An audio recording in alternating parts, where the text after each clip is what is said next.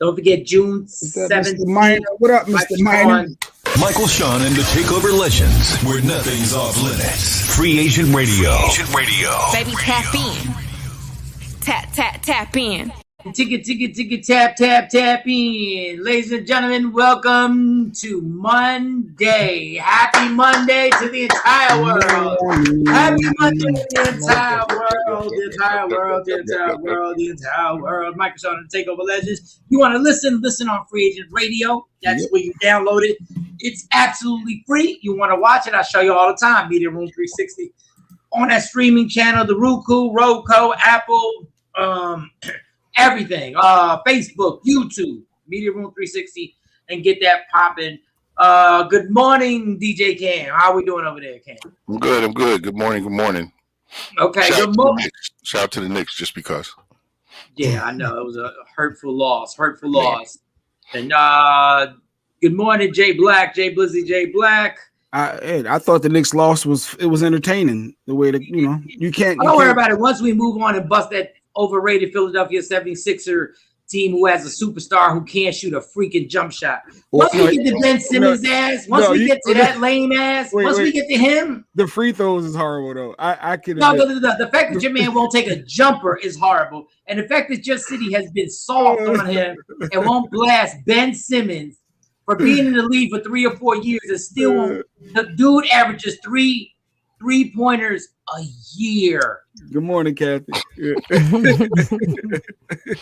He's a liability. And they be like, he's a great defensive player. You better be a great defensive player if you can't shoot for Good morning, Shawnee Scott. Good morning. Good morning. I'm confused. Morning, is it Tosh. the Knicks or the Nets? Did y'all have two teams up there? Yes, that's what New York does. I don't know if you know how it gets down in New York. We got the Brooklyn Nets with Kevin Durant, Kyrie Irving, and James Harden. Then you got the Knicks, who are the underdogs. But if you want to play somewhere, you want to play at Madison Square Garden. Okay. It was electric. The crowd was hyped. Spike Lee, Tracy Morgan. They kept showing them. They were rallying everybody up. But you can't say F the star player of the other team and think that's not going to motivate them a little bit more. So they were screaming F Trae Young.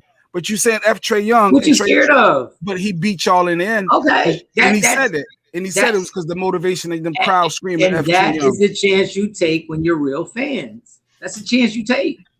Mm-hmm. The fans getting him hyped. The problem was that the New York Knicks defense didn't double team him when he got the ball. They should have double teamed him once he got the ball to get the ball out of his hands. They all said it about Michael Jordan too, right? You just couldn't. Some things you just can't stop. When you dope, right? But it was defense. So the fans ain't got nothing to do with it. It's y'all that gotta execute. Because y'all got the most talking-ish fans in the history of the world in Philadelphia for like 17,000 years. And it ain't worked out that well. But don't blame the fans. But the fans are supporting y'all defense.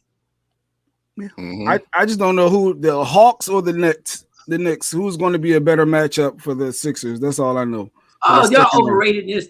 Promise you. But it all comes down to it. Y'all will lose because in the fourth quarter, y'all will be playing 4-on-5 offensively with Ben Simmons. I don't even understand why the NBA hasn't figured out, why do you even guard him? Just step back 5 feet. Why do y'all even go up on him? Mike's a Ben Simmons hater. All right. I think it's Ben Simmons, and I'm going to be quick on this. Ben Simmons is the social media effect on players, because Rondo couldn't shoot a jumper, but Rondo developed a jumper. There are players in this NBA that develop their jumper. Ben Simmons won't, because he doesn't want to be ridiculed and he doesn't want to feel that pressure of people knowing he can't shoot. He'd rather do everything he's secure in. So he won't. If I'm a coach, if I'm Doc Rivers, I'm like, do you know these coaches are just telling him, look, we don't care if you make it, just shoot. We don't even care if you make it, just be a threat.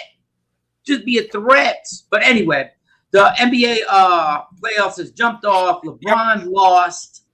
Phoenix came out there. And Lakers in trouble. They look nervous. I don't know. Nah, they're fine. And Charles Barkley said Phoenix was going to win. So if you go by Charles Barkley's guarantees, He'll be broke. Charles Barkley is straight there, not for knowledge. He's straight there just for his personality. Charles Barkley is the one basketball player who knows nothing, but great personality, and that's what counts.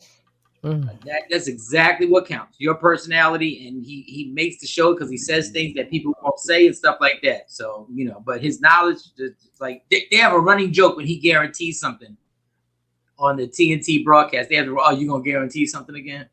Like he's guaranteed so many things. Like, geez, my God, don't work out. All right. Well, Shorty D-Wop said the Suns ain't going to be LA too. So yeah, so now they got LeBron mad, and Chris Paul and LeBron are not friendly now. They're best of friends. They're not friendly after that game because Chris Paul, as usual, is a dirty ass player, and he did a dirty ass move on LeBron, and LeBron was like, "Okay, this is what we're doing. All right, the series start now. The series starts now. We're cool. But Chris Paul is a great player, a great all-time player, but he's dirty. And I love when Rondo punched him in his face that time last year when Rondo was like, "What?" When Chris Paul tried to put his finger in Rondo's face and Rondo gave him the boo-boo. Who you playing with, boy?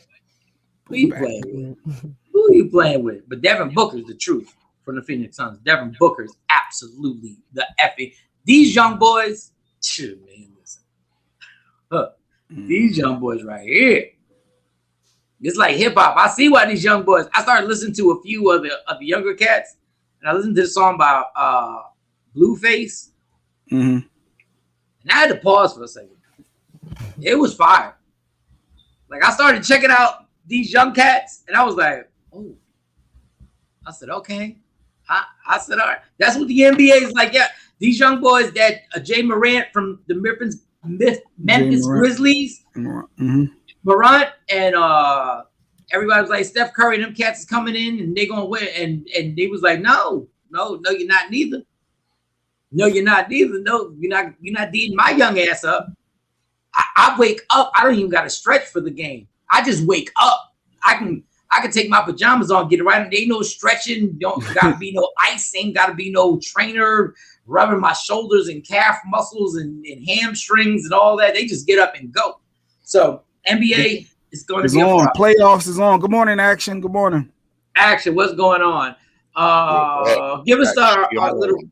Give us a little run that, and then we got to check Cam. Again, I hate to be. I just want to check your settings on your mic. Yeah, I will.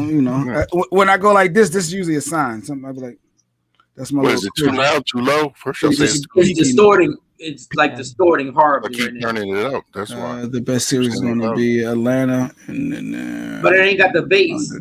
It's not full. The best series is going to be Atlanta, New York. Yeah, it's going to be because they're evenly matched. Oh, she's going to game 3 in ATL. Okay, Shorty Doo-Wop, you got to be our sports commentator down there. Let us know what it's like. Yeah, get some footage and stuff like that. Get some footage. Oh, and I forget the Dallas Mavericks busting the Los Angeles Clippers ass. The Los Angeles Clippers, they might be. Let me tell you something. Kawhi Leonard be looking, and I say be looking at poor Paul George so sideways in that locker room. I know Kawhi Leonard be like, "Yo, you were supposed to be like." No, the Dallas Mavericks and Luka Doncic.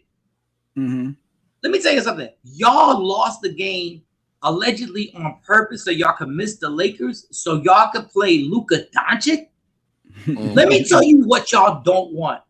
Let me tell you all y'all throwing money at the strip clubs, all y'all talking all the craziness and got every latest hip hop song and be trying to be the next rapper. Let me tell y'all the problem y'all don't want is that white boy Luka Doncic. Let me tell you who you don't want the problem with. That dude right there. That Luka Doncic right there. He's the truth, huh? Look, I already know I'm going to start disliking him simply because he complains to the ref so much.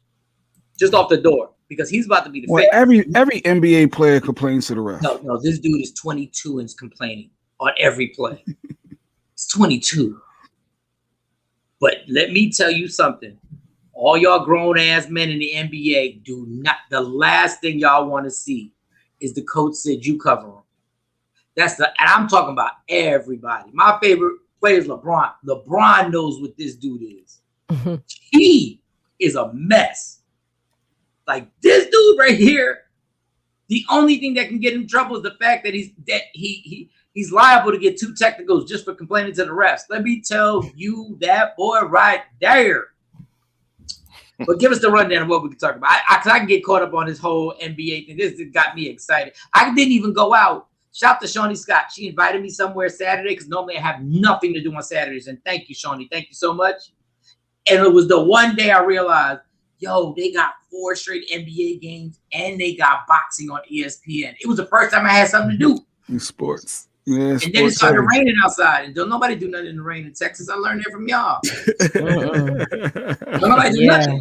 Because I was like, ooh, I hope he don't come because I'm not going to stay long. I knew. Don't nobody do nothing in Texas. It'd be one drip. It'd be like, blue.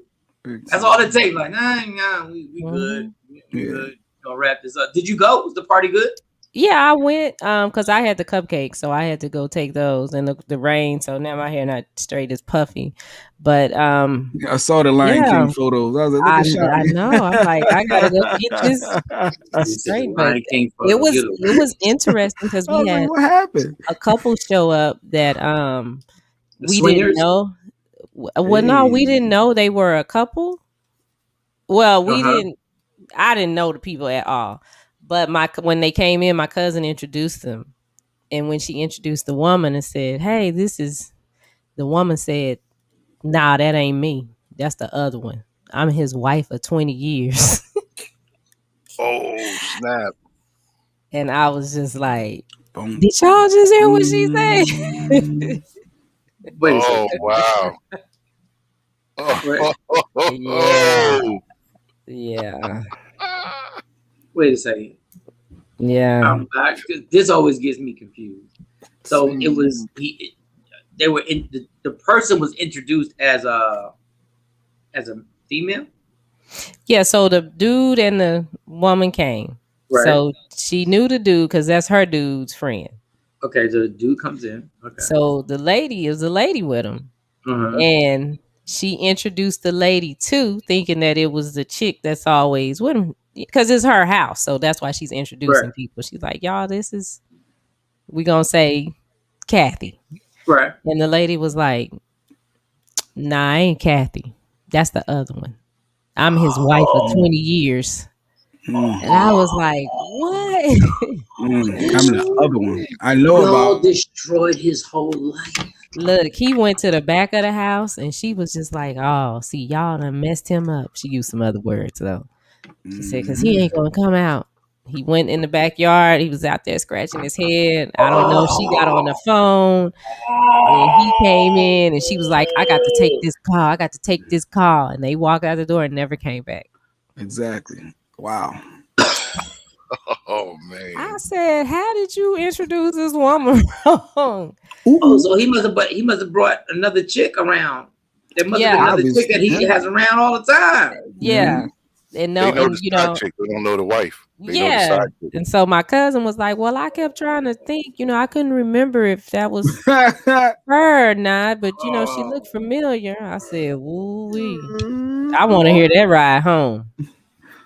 Just check the news.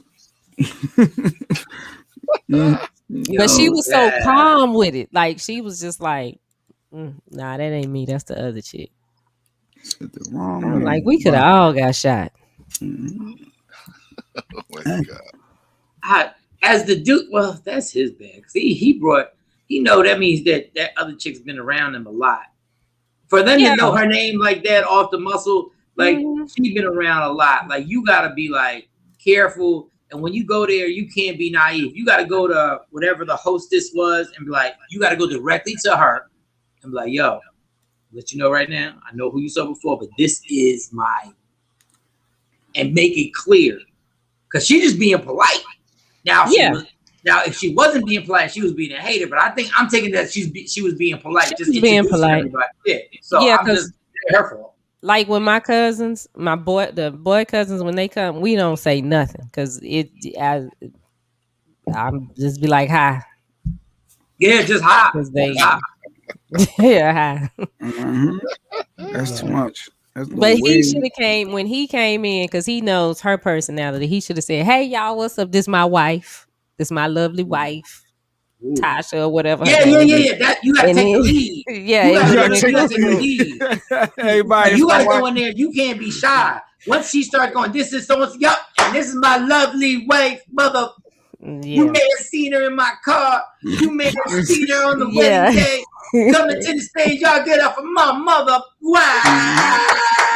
Yes. You got to be extra flamboyant on everything. Oh, my. Oh, Jesus. Oh, my God. Why is my stomach hurting right now? Why does my stomach hurt like I'm in something? No, that hurt. That's why I said check the news. Somebody might have been on the news after that incident. Did they stay for the rest of the night? No, when she got up and took her phone call, he went out there behind her. They never came back. But it seemed like it's something that happens a lot because like she was real cool. Because I was like, well, what you want to drink? Go on, sit down. Check your phones for a missing person alert. Check your phones. You know what happened? What happened is that this is an ongoing debate, and y'all confirmed her side, and there's nothing you can say now, my dude. Y'all confirmed what she's been saying. This B and this B and this B, and then y'all were like, oh, this so and so and his lovely wife. Wrong name. Oh, and then she was like, see. That's why she was so calm. She was like, she was just like, it's all good. Mm-hmm. I would have gave her the car keys and I would have just Ubered. I would have Ubered to a hotel. I wouldn't even went home. I would have just go. No, you gotta play. I was staying at the party. You gotta play stupid. I don't know what they talking about. No, he was no.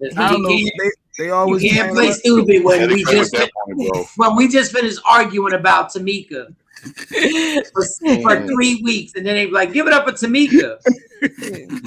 Like, nah, that ain't me. Nah, it was bad. Got me out here looking stupid in these streets. You got me looking stupid in these streets.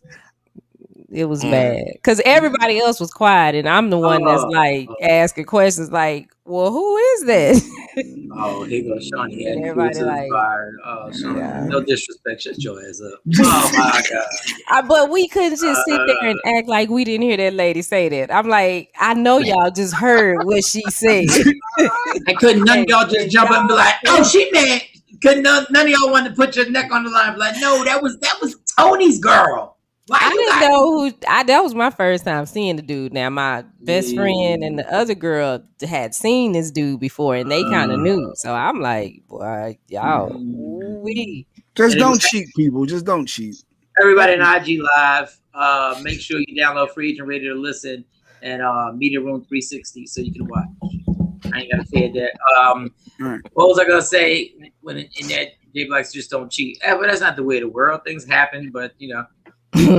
if you're gonna bring somebody around people and you've done brought somebody else around people, you better clear it up before you even. The good thing is to actually call before you even step up in there. But the secondary thing is make sure you take control of the situation when you walk up in there and you have to introduce. Aggressively this is my. His wife, right? Yeah, don't be like Cam when you go to a room with a date. You got to introduce. You got to be like, hey, this is such and such, such and such. Shut up. Shut your ass up. I ain't want to introduce her to you. Shut your ass up. We had to do investigation. Yeah, mystery's still on there, buddy. Mystery's still on there, guy. Well, I found out information. Thank you to Stacy. We found out some information, because you got to have another ovary and vagina that goes over there. Cam's secret dates. Don't nobody know what's going on. Like I just said, you can't play stupid. You gotta go. You gotta go all out. Yeah. You gotta be like, you gotta make the introduction. You have to take control. You have to grab her hand, and when you take control, now mind you, the great thing is that no matter what it is, if you take control and you introduce her like that, she feels good regardless. Because she's like, he's letting all these B-worders know. Yeah. Let these hoes my know. Boo, my wife, fiance, girl, whatever it is, my boo, so-and-so. But you let somebody else do it. He let his guard down. God, that's gracious. God, I wish I could get him on the show right now. I know he was just sitting there like a deer in the headlights because I was like, dang, what is happening here? My kids are here. We went to the backyard. We went to the backyard. Yeah. The backyard was fenced in. You couldn't leave. Well, he went to the back of the house first for a long time. Oh man. He was like, I didn't even want to come to this thing. God damn. Hating ass. That is hard. That was the highlight. But I did think, man, what would Mike say if he was here and he saw this? Well, I would have been sober, so I would have laughed to myself, right? I would have laughed in my heart, and I'd have probably like grabbed your wrist and like, yo, what did you sit me in? Like, why'd you invite me here? This is crazy. Y'all be setting people up like that. But now, under normal circumstances, if I would have been like 4 double shots deep, I would have laughed. Oh my God. It's just if I don't know nobody because can't nobody judge me. I'm like, I'm never gonna see y'all again. I'm like, yo, that's how y'all do people in here. Mm-hmm. Yo. Oh my gosh. I would have started wild. I'd be like, yo, this is crazy. I was like, hey, by the way, y'all thanks for not introducing me as a transgender. Damn, y'all just introduce anybody as anything up in here. Oh, wow. Wow. All right. Damn. That was a good one, Shawn. I'm going to have to come back to that story. Oh, and shout to DJ Super. He tried his first Whataburger. He tried his first which I thought was Whataburger for Whataburger. Whataburger. What a burger. What a burger, not Whataburger, which is the way everybody makes it sound. Whataburger. I was like, is it Whataburger? The sign says something different, but I'm gonna go with y'all saying Whataburger. I don't know. The burgers are cool. Whataburger ain't bad. I mean, it's probably a little overrated. Depends on what you add on it and what actual burger you get, if you know what you're doing. But yeah, it's a little overrated. I think I'll probably take Jack in the Box. I like Jack in the Box. If you're gonna go unhealthy, go all the way unhealthy. Get a Jack in the Box, and they got their little Mexican treats. They got their little other. My cousin Ralph is on here. Good morning. Wow, free agent radio and brought every shout to my cuz on here right now. But Whataburger ain't bad. What a burger. See, it don't even sound right. Yeah, it don't even sound right when you say what a burger. Now I get it. A bunch of white people got in a room and they made a name. They said, what a burger. Sounds good. But then we started going there. And then you started shortening up. And the letters started getting closer together. It started getting closer and closer. I heard Whataburger. That's what I heard. Yeah, that's what they say. Whataburger. Yeah, that's what I heard. Let's go to Whataburger. Yes, and I was like, wow, who would name a burger place that has anything to do with water? But when I was like, I was bugging. I'm like, who would do that? Like, who would actually do that? But I said, all right, I rock with it. It's a little overrated. What's the other one? Yo, why? Like, okay, I'm not a Waffle House fan, y'all, and I can't support going to Waffle House. Look, I guess if you're high and drunk, I've been to Waffle House in LA when I thought Waffle House was a big deal. And I'm not doing this as a joke because this is a standard joke, but this is not just a joke, it's real. The menu is always sticky. It never seems like the place is really clean. Yeah. But the minute you go in a parking lot, Waffle House don't look clean. Like the sign don't even look crispy. Like right. Right. But they have the best waffles. They have the best waffles. Do they really have the best waffles? You in that mode. Yeah, they kind of just eat them at a certain time. What'd you say, Cam? Yeah, they kind of do. I like Waffle House. I don't know. I just think you eat them at a certain time. No, I've had it during the day. It ain't everything ain't about being drunk and having it. Oh, I went there during the day and I was like, I'm good. Waffle House is not better than IHOP. Like Waffle House is not in the same even stratosphere. I agree. IHOP in my opinion. I'll take Waffle House. Over IHOP? Yes. There is nothing Waffle House has better than IHOP. Yeah, Shawnee, you bugging waffles. They don't. They're not really that good. Look, real talk. I have had every time I've gone there. I went there like the first 4 times I went there. I got waffles every time. I'm not saying they were bad. But it wasn't like I was stunned. I was like, oh, what's the other place that really has better waffles than Waffle House? I can't even think of the damn name of the place. Nobody. No, they do, and you know it. If I Cracker Barrel. A Cracker Barrel is better than Waffle House, y'all. Like, stop playing. Yeah, I like Cracker Barrel. Yeah, Cracker Barrel. I don't like the name. Good morning, Ashley. Good morning, Shauna. Go ahead. I love Waffle House. I mean, I love Cracker Barrel simply because it's so crackerish. Simply because I play checkers every time I go. When it's a nice day out, I play checkers in the front. You can play checkers with somebody in the front. Yeah. Like, I realize that this could end in a lynching just by the but I like it. Mm-hmm. Yeah. Just the way it's set up. It's Cracker Barrel, and the way it's set up is so ranchy like. But they got a big porch. It's like a plantation. It's like a ranch. That breakfast sampler. I'm with Shauna. That breakfast sampler at IHOP. Man. IHOP. It's just that it don't go. And I hate when franchises do this, but they can't stop it. There's certain, you can tell when a franchise goes to a place where the employees ain't really up to par and the service has gone down and the cook ain't the same and everything has changed. There's a Waffle House like down the street from me. Let me tell you something. I swear I can order waffles and crack. It's down the street from me. Like, I'm like, this is ridiculous. Yeah, but you got the cook that's probably did Fed time. Mm-hmm. Whereas over here I got the crook that did the other kind of time. What? So it's different. The other type, what type of time? They didn't go to the Fed jail. They went to the regular jail. They went to the regular jail. Mm-hmm. Or prison, whatever. But I can't even believe that you would sit up here. I can't believe that you would sit up here and you would say that Waffle House is better than IHOP. All right. I got a rundown, but I'm gonna let Jay Black give me a rundown because I got some stuff that I done wrote down during the weekend. No, we got a financial expert.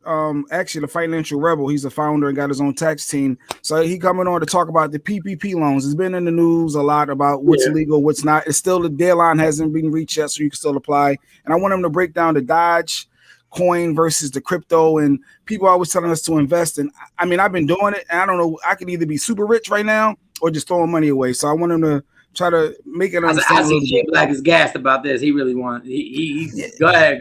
Yeah, I've been investing in this stuff. People say, "Hey, buy this or buy this." I don't know what I'm doing. But God bless him. We thank you for taking time out to be on the show. I think I'm gonna be bored. But go ahead. Yeah, no, it's gonna be. He's gonna be quick. We're gonna be in and out with that. It'll probably wind up being great. Yeah. What else? So the rundown. So Billboard Awards happened yesterday. A lot of awards were given out. We can hit on that. Funkmaster Flex talking about Charlamagne, the guy from the Breakfast Club. We could hit on that. I saw this female propose to a guy over the weekend. I don't know if it's something new in the news or not. And then people had their comments about females getting on one knee to propose to guys. If that's the 2021 standard, or that's not cool or uncouth or not good. So we can hit on that. Several things. We got a lot more, but those three to get going. Which one? So the woman proposal, Shawty's on here now, so we might as well just get right to it. Did she freeze? She froze up? Talk about? Yeah, when I switch over to play the video, it does that. Because we have so many videos now. All right, play the woman proposal. Let's play that.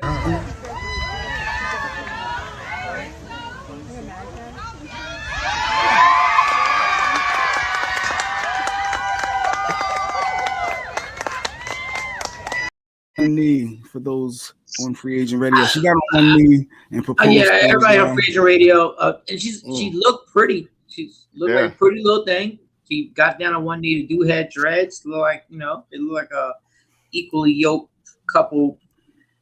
Just visually, not judging everybody, but I'm gonna let Johnny because I read the comments under it. I read the comments and they were people going ballistic on. Woman, if he really loved her, he wouldn't have her get down on one knee and oh girl, you don't even have any self-esteem. You don't have it. So does that mean a man doesn't have self-esteem when he gets down on one knee to propose to you? But that's kind of All these years we've been doing this, and this is low self-esteem. That's kind of how it's supposed to go. I mean, the guy is supposed to ask the woman to marry her. I'm not. Listen, I don't tell no dude. This is just me. If I like a dude, I don't care how bad I'm cutting for him. I will never tell the dude that I like him, because it is not my job to convince the dude that he's interested in me. If he ain't said it, then he ain't interested. So just keep God forbid a guy shy. God forbid your soulmate happens to be shy. Oh, well, we just ain't gonna link up, because I will not tell a dude. I don't care how much I like him. I don't care how much I'm cutting for him. I will not say that. Because it's not my job to convince him that he likes me. Do you believe life is long? Do you believe life is long? No, I know that it's real short. So you can be gone in a minute. Just telling a person you can be gone in a minute, and then at the flip side, you're like, I refuse to tell you I like you. That I like you. What are we 10? We're 10 years old. I'm gonna let that just settle. I'm gonna let that settle in the atmosphere. That's not in my job description. That's not my job description to tell someone that I like them a lot. I'm not doing it. That's like me telling people I swear I can just have 3 drinks today. Like, it don't make no sense. Like, if that person is shy and it's super shy and is just intimidated by looking at you and going like, there's no way she's going to reply and say that she likes me back. Well, then it ain't gonna work, because if you can't talk to me, then we gonna have a problem. Because you can't talk to them. But I'm not intimidated. It's not because I'm intimidated by it. It's not her job description. No, you're just stubborn, which is even worse. No, I just think that it goes differently. If the guy is into you, then that's one thing. Now, if a guy is showing me interest, then I'll show interest back. But I am not getting ready to say I like you till he say it. I just don't. I don't. I'm lost with women. Like, honestly, That's just me, though.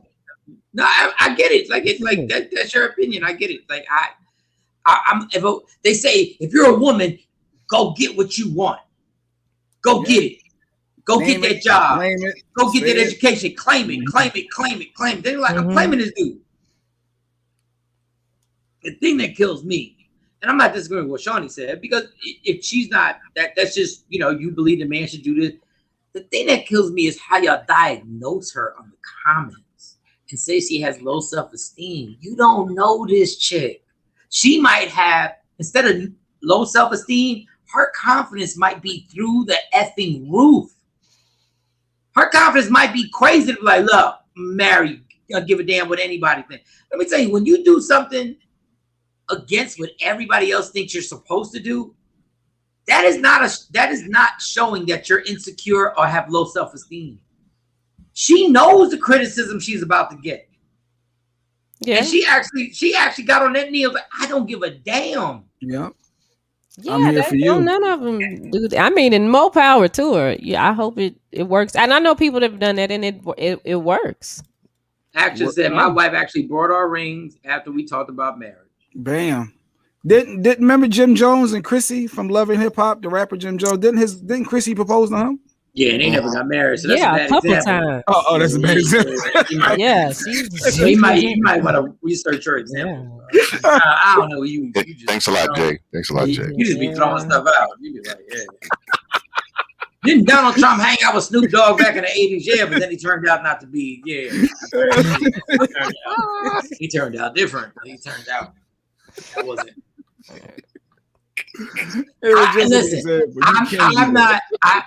I am not at this point. If we're gonna accept transgender this, transgender that, if we're gonna accept boys being girls, girls being boys, and you gotta call me Teresa even though I was born Tony, we really can't accept a woman just proposing to a man. Like, listen, I'm like Shawnee. I grew up at a time where I'm supposed to propose, but I'm not really like that. It's the passion and the venom that they were shooting at this woman in the comments. Like, it was just ridiculous. Like, what losers are you? Like, it's one thing to give your opinion, like, I wouldn't do that.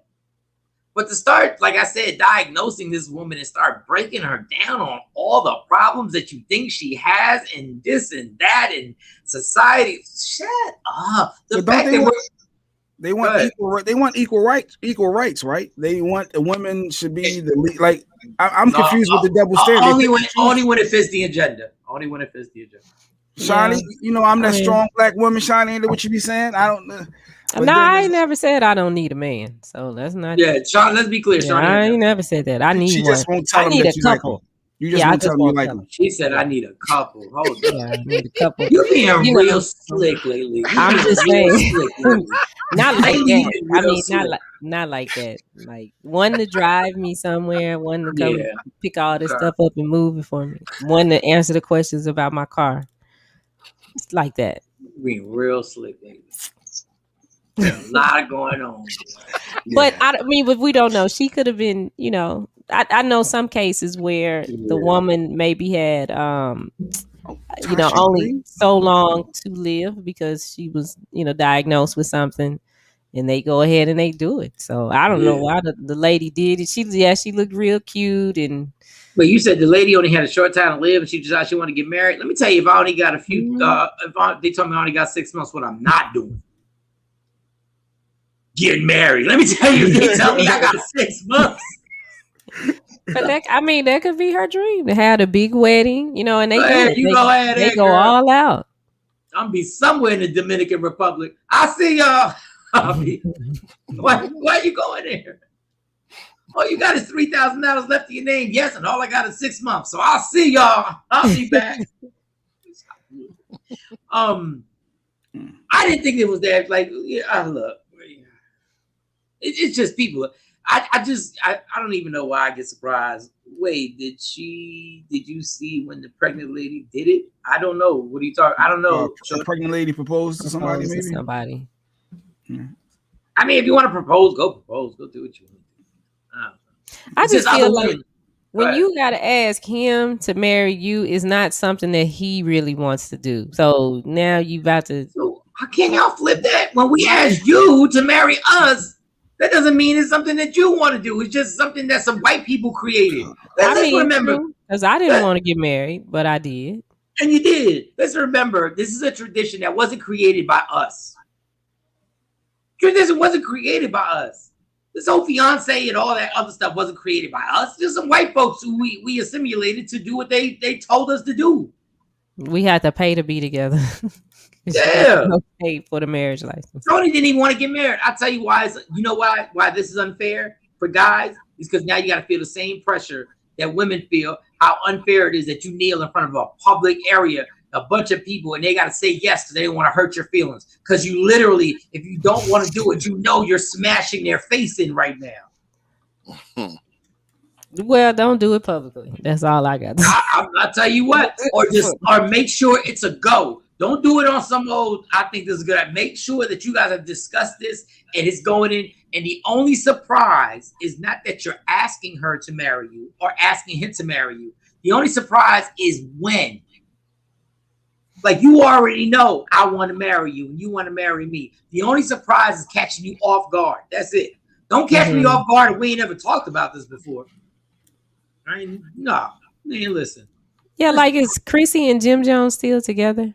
They're still together. They're still not married. And see, that's what I'm saying. She didn't ask him like twice, I think, if I remember correctly, on Love and Hip Hop. And he said no. And so after they say no, what you supposed to do? Just I don't know if it was technically no. I think there was a statement behind it. I think there was stuff that he was going through. So.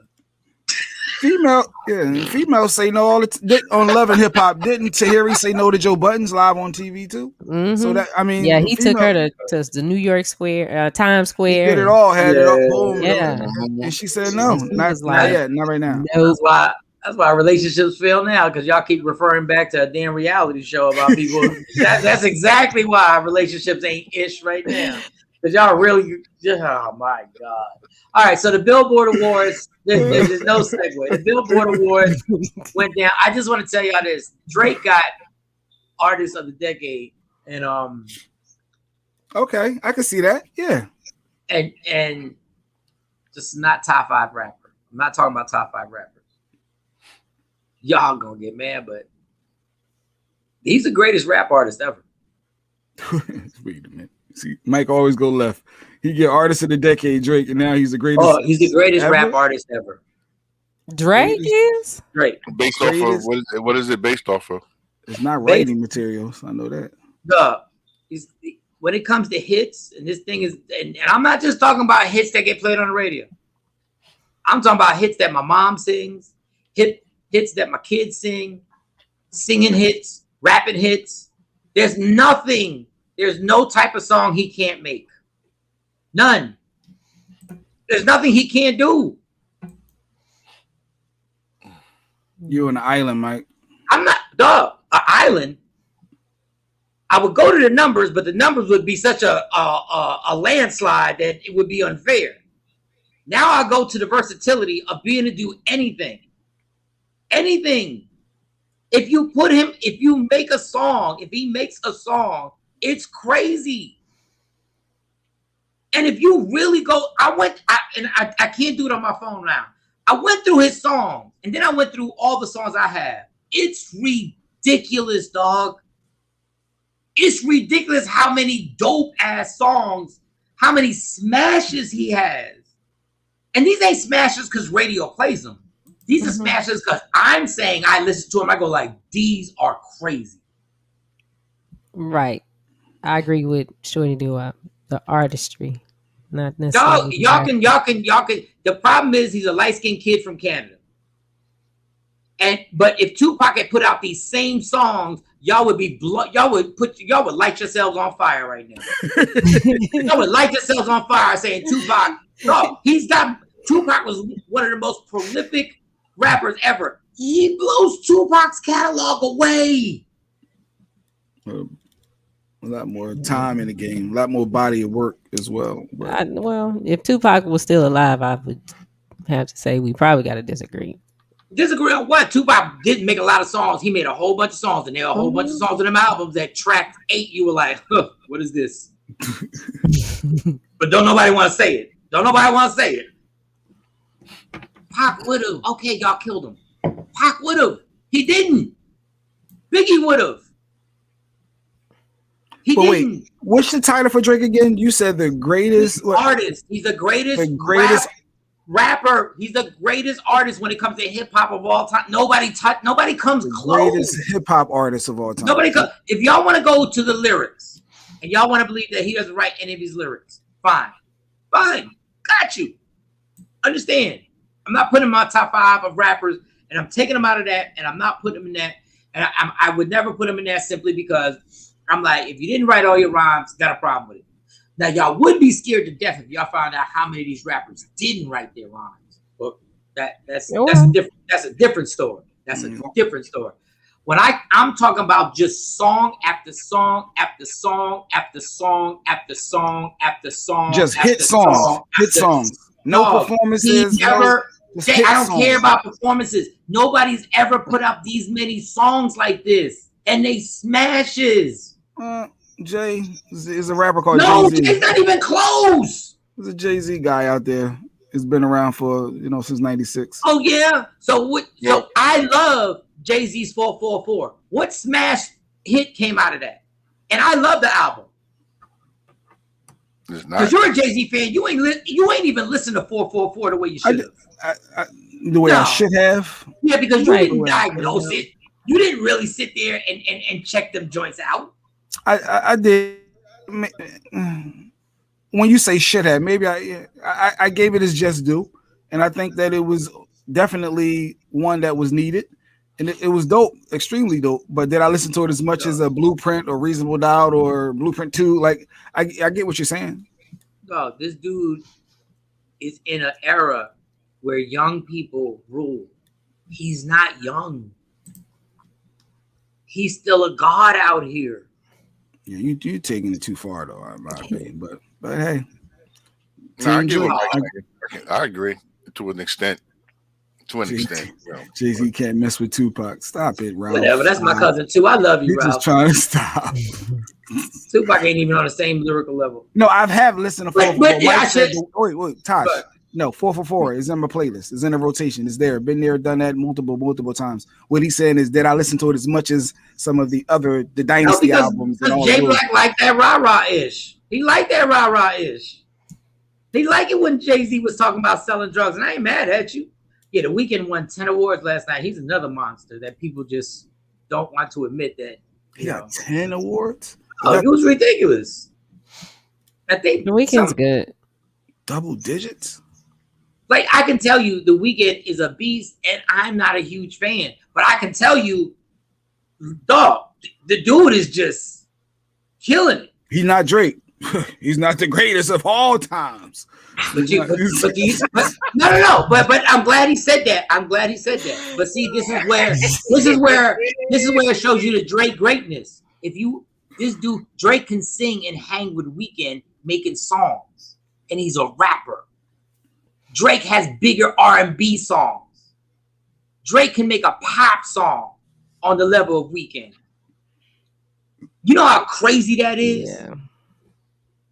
And then he can make a grimy ass hip hop song. Yeah. He can literally get on a track and spit fire, whether y'all like it, whether y'all say he wrote it or not. He can literally get Jay, I'm talking fast. You watered down. Mr. KRS-One fan, you watered down. Like, when we think of rap, we think of KRS said it. Sing. I got an interview that KRS said it. He can sing. A rapper is a rapper. Since when that we constitute rappers to be singers? Like, that's a qualification now. You got to be a singer. First of all, let me school you for a second. Let me school you. Right. Hip hop started with rappers singing, homie. It was a gang of rap groups singing. No, see, that's where you have no. No, rappers were singing for real. The Treacherous Three, they were singing. Furious Five were singing. Curtis Blow was harmonizing back then. They were harmonizing back then. So y'all get caught up. I go too far back. That singing stuff didn't start with Ja Rule. That harmonizing didn't start with Ja Rule. Y'all was singing Roxanne. I want to be your man. What? Roxanne. If I ruled the world. Mm-hmm. I love all my girl. A fly girl. Oh, stop. And guess what? Drake took it to the level where he just will sing the whole damn song and can make a better song than any pop or R&B artist right now. You just proved my point on why this man is ridiculous. He's the most popular in the school. That's all. So he can do everything. He's a football captain, and everybody loves him. And he can just do everything. I mean, he's good. He got a scholarship for sports, and he got a scholarship for academics. He could have either went to this school based on his math grades, or could have went to this school based on being a small forward. Homecoming king. Homecoming king, and then he stands up, and then he stands up for the bullies. Then he wears a no bully shirt and stands up for all the bullies in the school and says bullying is not cool. And he's in the Glee Club. Right? And he's in the Glee Club.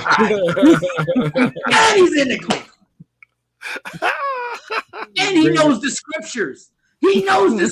He actually can go to Bible verses. He's like real talk. Greatest of all time. Greatest artist, hip hop artist of all time. According to Michael Shawn. Yep. According to Michael Shawn. I can't help it if your argument that you had was very juvenile. Yeah, I mean, it could be juvenile. I feel what I feel. I said what I said. You know, like Drake.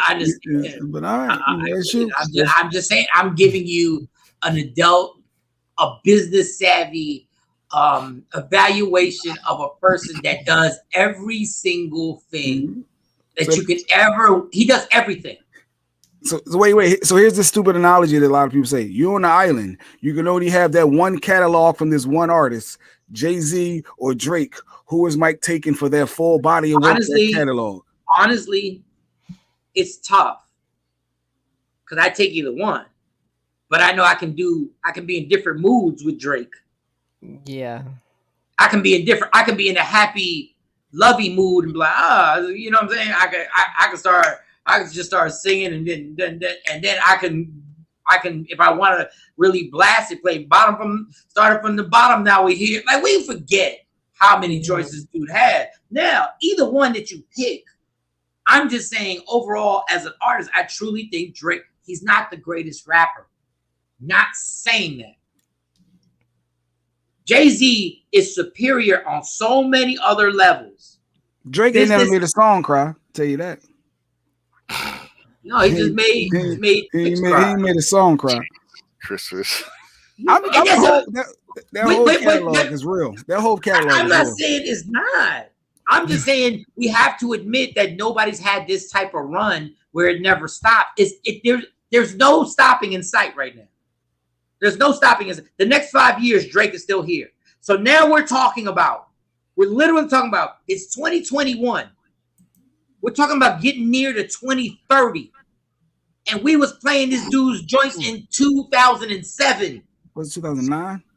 2008, 2009? No, it's like 2007. 2007. Yeah. Like this, that's a long. You know what it's like? It's like the Jordan. You know what Jay-Z fans are? And I'm a Jay-Z fan. Jay-Z fans are really like Michael Jordan fans. That no matter what the numbers say and how they keep stacking up and how they keep continuing to go and go and go and go and go, it's like, nope. Why? Just because. In reality, that's what Jordan fans do. They just go, just because. No matter how much evidence goes in, no matter how many times you go like, God, he did this, Drake did this, Drake did that, did that. And I'm not telling thought. If you ask me as an MC who's better, Drake or Jay-Z, I'm saying Jay-Z hands down. Oh, okay. I appreciate the adult in you admitting that. Thanks. Yeah, I've been an adult when I do my debates. You're the preschooler. That's a versus. Nah, not really. It's really not. Shawn it's really, said that. It's really not a versus. Jay Black and Jay-Z. That's what Sean Robbins said. Jay Black and Jay-Z versus Mike, Sean, and Drake. They don't really want that. Y'all don't really want to go 30 songs. Forget the 20. Yeah. You don't really want to go 30. Yeah. That would be dope. You don't really want to go 30. That'd be dope. And the funny thing is, I'll be rooting for Jay. I'd be rooting for Jay. I root for Jay-Z in that battle. Oh, because people like to sing along. So you're going to go with the Drake versus aspect because people can sing along. No, I love Jay-Z and what he spits. It's ridiculous. Mm-hmm. I'm saying I'm making this commentary based on something that goes against who is my favorite. I say it and I'll say it. They will talk about Reasonable Doubt. They were talking about Blueprint. They will talk about that 444 album was one of the most realest albums that a rapper has ever made in the history of hip hop. Nobody's been that honest, but y'all don't get it because it wasn't that flashiness that y'all want. That was that was a Stevie Wonder album. Right. That dude wrote about stuff that was so personal and it wasn't embraced because 40-year-olds want to act like 30-year-olds. 50-year-olds want to act like 45-year-olds. So nobody just sits there and listens to that work. It was financial aspect. The Hollywood song, I forget the name of it. They had the video for it where Michael Chi. It wasn't Michael Chi. Was it Michael Chi? Michael Cheatham. No, they did the video where they were doing a Friends skit. I want to make sure I get it right. Dog. OJ. The OJ song. OJ. Oh, Okay. I'm not black. I'm OJ. Okay. Yeah. I wish. Dog. Yeah. That is literature to read. Yeah. But I'm talking about I'm going by the standards of what has been said about hit records after hit records after hit records. That's why I'm going on the standard of just being able to move with a culture and get 2 years older, 3 years older, and still be able to dominate the genre that nobody's been able to dominate as long as Drake had. So Sean on IG says, just think of summer jams. If they had to choose Jay-Z or Drake to rock the whole show, who would bring out the most from the crowd? No, that's tough. Nah, it's too many hits. Hey, you're in your 40s. We're talking about 60,000 people and 40,000 are in their 20s. I just can't imagine Jay not being. That's who I want. If that's the artist, at his I'm going. At his not now. Even now, I'm taking Jay now. Jay is going to hold you for an hour and a half straight right now, easily. Easily. Well, I'm just saying it's not an easy choice because Drake's going to hold you for 2 hours. Too. Mm-hmm. Jay can go 2. I can go 2 hours, 3 hours. Come on, Mike, stop it. Stop. Nah, but like the age that, like he's saying, like, okay, I would go to the show, me personally, but either one, I'm going to the show. You know, you saying that 20-year-old would probably want to go to a Drake show. 17-year-old, that 18-year-old, yeah, it's gonna be. Yeah, it's gonna be more of them there. Let me address Kathy. Might be confusing. He's so wishy-washy, changes his mind, but it sounds the same, only it's different. No, it's not wishy-washy. Is that y'all in today's society believe that I have to pick somebody and destroy the other person? Y'all always think you have to pick something and break down the other person. That's not it. I'm giving you an honest evaluation of what Drake is doing is remarkable. And y'all, and a lot of people are so in their feelings about Jay that they don't want to be like, dog, this is obscene what he's doing right now. And Tosh said Jay ain't doing that in 2021. You know why, Tosh? Because he's a billionaire, Tosh. He doesn't have to. Been there, done that. And there, that ain't the point. That's not what we talking about, Jay. Yeah. I didn't. Once again, then we'll bring up Kanye. No, we're not going back to the Kanye. But back to Jay-Z. Kanye. Then we'll bring up Kanye. Heavy hitters. It was a if you want to do a verse, if you want to do a versus, wait, the versus really is Kanye and Drake. We can come back. You had a great Kanye segue. and Drake. Oh wow. We got our guests in the waiting room. You had a great segue talking about Jay and the 444 album with the financial aspect and financial wealth. So we got somebody that can help break down the crypto versus the Dodge. We should be investing our money. So we're gonna keep it entertaining, Mike. We're not going to bore people. Yeah, we can. Yeah, let's take a little break. No, that was interesting. IG Live. You want to talk about? Okay. Our discussion, everybody was into it because Kanye and Drake, that is a versus. Yes. So that's a versus for your ass. Yeah. Kanye versus Drake. And don't let Kanye just start. Song for song. If you go on song for song, it's Drake. If you go on production, no. And what Kanye's producing right now, Kanye got 20 bangers. No, he does, but he got 20 radio bangers. I'm more of a Kanye fan than Drake fan, so I gotta really process that. You got me stuck on the Hove because Hove is above them all, but yeah. Look, you can say that all you want. He's not. Nobody wants to really do a versus with Kanye. Nobody. Because if Kanye starts doing his songs and says, oh yeah, by the way, let me tell you the songs I produced. Yeah, that's what I say. Let me tell you the beast of songs I did for Jay-Z. Jay might not even want a versus with Kanye. Here we go. Jay don't even want a versus with Kanye. Oh, God. Now tune into the greatness. Now here go Tosh talking about Nas is better than Hov. Y'all, everybody want to take these pot shots. No, Nas catalog is not. I don't even want to start it. I'm gonna lean back. I'm a writer. I'm a writer, not a biter. I'm a writer. I'm not saying Jay-Z. I'm not getting to the Jay-Z and Nas. It's whatever you prefer. Nas lyrically to me is so God. Like sometimes I just Google his lyrics so I can read them. Because I can't catch enough of them on song. I'm not going into who's better, Jay-Z or not. I'm just saying I will Google his lyrics and be like, and see the picture that he painted, which they all do. Jay is dope too. So we'll leave it at that. Let's just can I take a Black and Mild break? Yes. And then we can come with y'all financial. What's his name? You keep calling him financial guy. I know his first name is financial.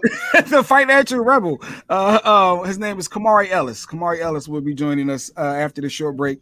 PPP loans, you starting your own business, LLC, you got a question, all of those stuff. But I'm really interested in the Dodge coin versus the crypto and the Coinbase versus Robinhood app versus, I don't know, but I've just been investing money. I might be rich. I want to find out, am I rich right now for those investments that I made that I don't know what I made them in. So, but we'll talk about it a little bit. Anybody get their first mosquito bite of the year yet? Anybody get their first mosquito bite? You said a what? Their first Not yet. Did anybody get their first mosquito bite of the year? Oh, not yet. Nah, that's funny. In Texas, I got my first mosquito bite. It's all red already. Goodness gracious. What in the world? I know that had nothing to do with anything. Yeah, I'm sorry. Get some cortisone so stop itching and keep it moving. All right. No segue. No segue. No segue. It's a no segue zone. All right, let's take like a 4-minute break, and then I'll be right. I gotta use the restroom. I gotta fill up my cup of coffee, and then I gotta inhale 2 times on the Black and Mild. It's Michael Shawn and the TakeOver Legends. You want to listen? Free Agent Radio. Download the app. You want to watch it? Media Room 360 on all your streaming channels on your Roku. Just get on your flat screen and just search streaming channel. All right, Michael Shawn, the TakeOver Legends. Yeah, y'all. What up, y'all? It's Michael Shawn from Michael Shawn and the TakeOver Legends. And just in case you missed the show, check this out. Wow. I'm going to apologize to you directly to your face for jokes that I wrote simply for the stuff that Wendy Williams started about you. Mm-hmm. I remember. And stuff that she said, and we ain't got to get into all that. Yeah. The fact of the matter is, I didn't know whether they were true or not. I was just trying to get a check and write some comedy behind those jokes. Yeah. How did you deal with those rumors and what was being said about you being a superstar and iconic other superstars? How'd you deal with that? Listen, it was tough, and more so, it wasn't tough for me. I'm good. It's like, listen, most people look at me and you think I sing and I put a mic in my hand, but for those that do know me, they know I ain't got no problem putting a fist down somebody's throat. I'm that guy. R&B thug. I love never, it. And it was not so much about me, more so than it was about my family, because they don't understand that stuff, that when people are making up lies and rumors, they don't get it's, they only know that other people, their friends and family members or other people believe that stuff. And so you got to, when you, like you was just saying, it's like, people don't realize when you're doing something to someone like that, it's like you're not just impacting them or affecting them. You forget about they have family, And I at the end of the day, I remember saying, I was like, who started this? And I said, I remember someone telling me one day, and it was like, listen, my friend, welcome to showbiz. And guess what? You have now made it. Because they were saying every male artist that comes out and have a huge following with women, you're always going to be considered gay. They call you all kinds of names. And I was just like, wow, well, I don't want to be in the business if that's what I got to take on. Right. But the reality was that was a part of the journey. And yes, did it hurt? Absolutely. But at the end of the day, the one thing I never wavered from, whether it's my friend, my best friend, my brother, Eddie, I never walked in front or behind. I was like, listen, I don't get whatever somebody's got to say. The one thing that has never happened throughout all of the rumors and all that stuff, nobody ever walked up to me and in my face or has ever asked or said anything crossways to me about that. They would all talk behind, but I always said a real man can come. And I've always said, if you come here in front of me talking that, and I said, if you walk away on 2 feet, I'll be whatever you want me to be. You know what's crazy, Johnny, and how immature, and how hungry we are. And I'm not taking myself out of the business. I have been hungry to try and crack a joke to make people laugh or whatever. But then I think about it, the way you and Eddie were rolling, and I'm gonna say it. Yeah. If somebody saw me and Jay Black, we together all the time. All the time. Let me tell you. Yeah, like Jay stayed, when Jay drank too much, he stayed upstairs in my house. Mm-hmm. Yeah. I was let me tell you, I think everybody at some point, maybe you haven't, but most people in their life, you only hope and pray and wish that you'll find and have a best friend, somebody that you will tell and can ride or die. Listen, I never questioned anything that Eddie did or said, and all I knew and have always felt and said, because that's my brother, my road dog, I'm like, yo, let's rock. What we doing? Who do we got to go and fight? What are we doing? Never questioned anything and was like, what they said. And I remember Eddie saying one day, he said somebody was doing a joke. He was doing a comedy one night, and somebody was yelling and screaming and yelling and screaming. And he told him, he said, shut up, nigga, before I knock you out with my wallet.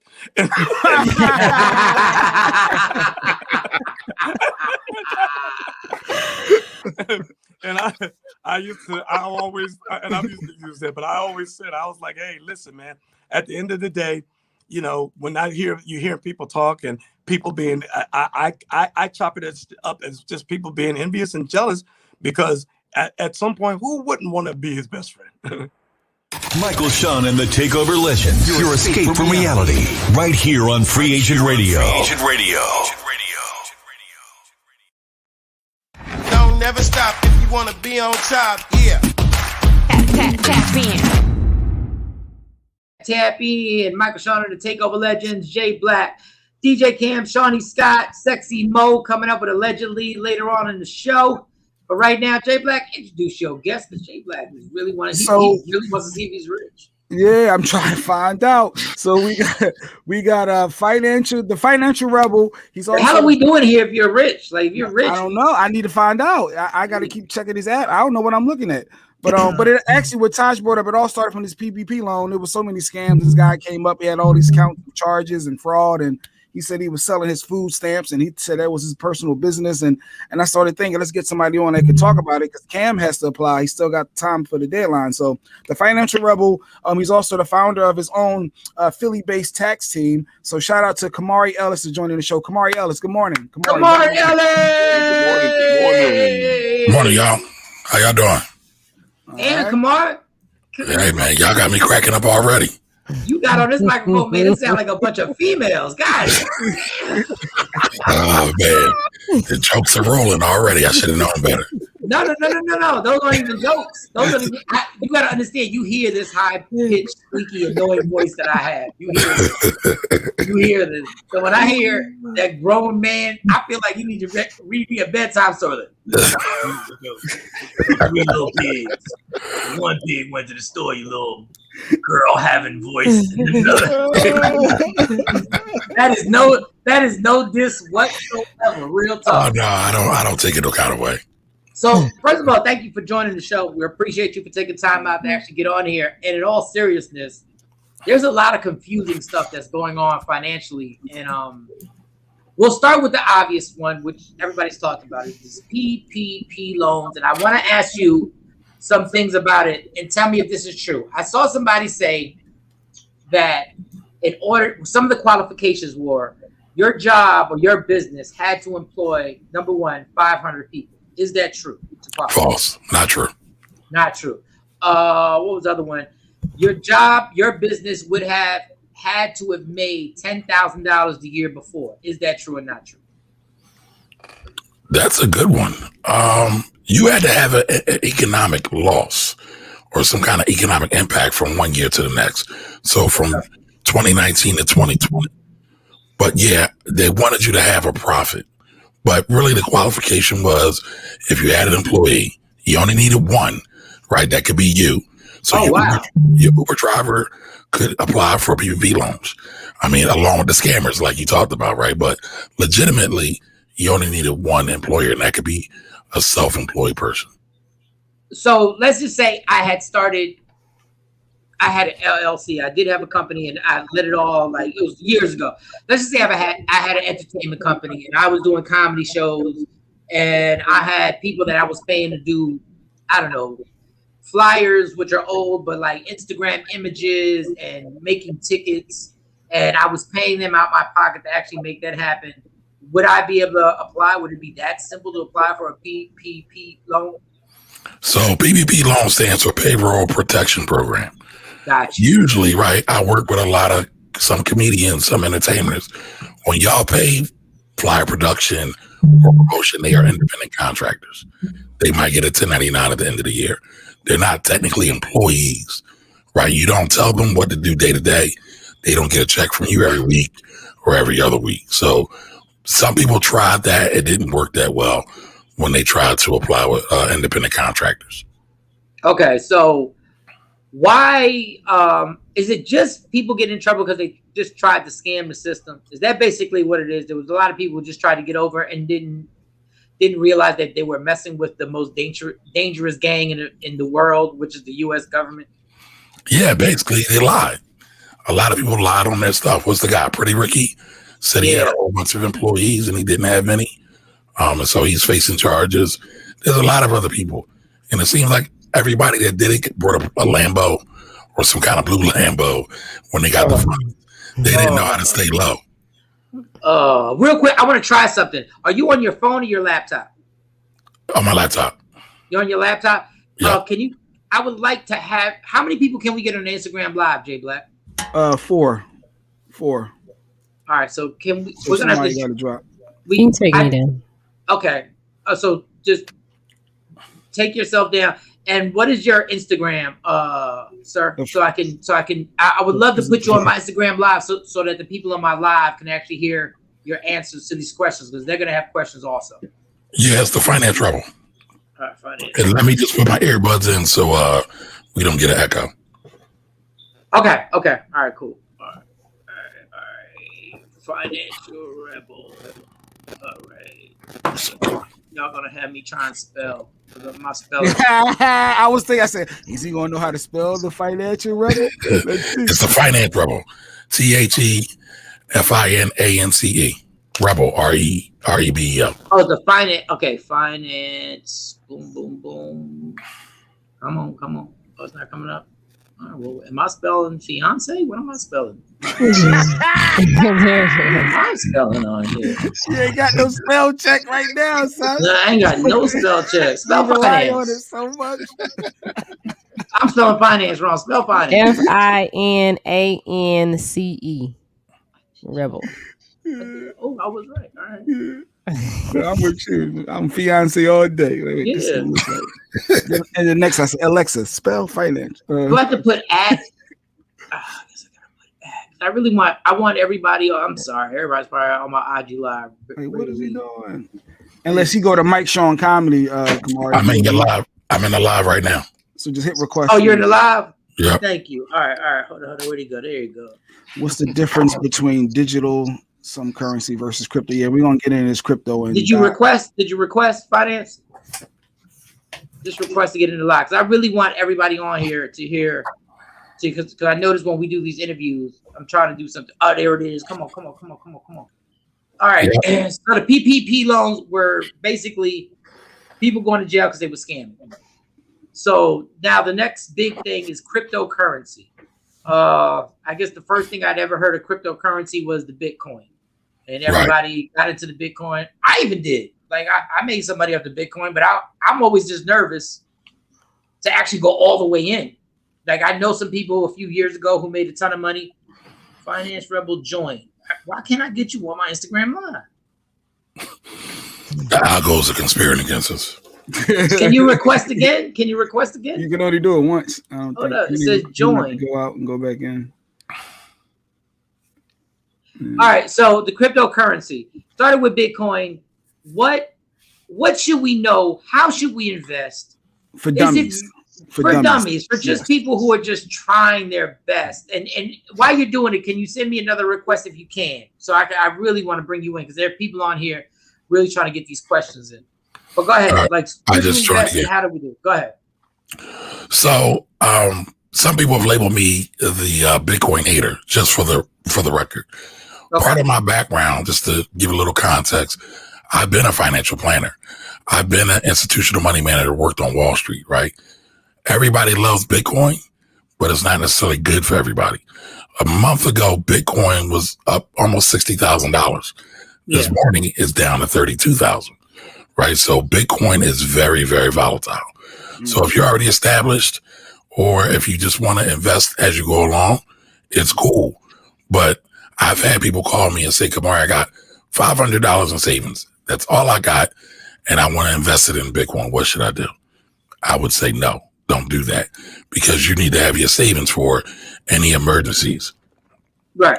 So, a lot of times people aren't thinking about their whole financial life, their whole financial plan. And that's very, very important, because again, if you would have brought in that 60,000 and now it's 32,000, your savings will be totally wiped out. Yeah, that's half right there. Yeah. Right. And I'm glad you said that, because I did an app called Acorn a long time ago, right? And actually did really well. And all I did was follow this lady that we had interviewed, and did really well. And then the market just went crazy, And when I say really well, I'm not talking about $100,000. I'm not talking about $50,000. I'm talking about it had gone up to like $23,000, $24,000. That right there I had available to me. And then the stock market started going crazy, and they were like, "Don't take it out, don't take it out. Just keep it in there, just ride this wave." And I get it, I understand it. But then it went from 24,000 to 14,000. I was like, listen, I'm not built to be. I should have taken this. I'm not built for this. I'm losing money here. I'm not like I could have just paid the taxes on. I would rather move my 24,000 to something else, to a mutual fund or maybe something else, and just kept it there instead of losing the money. Like, how do you play this game? Like, how do you play this game for those who are not stacked already? They're just building.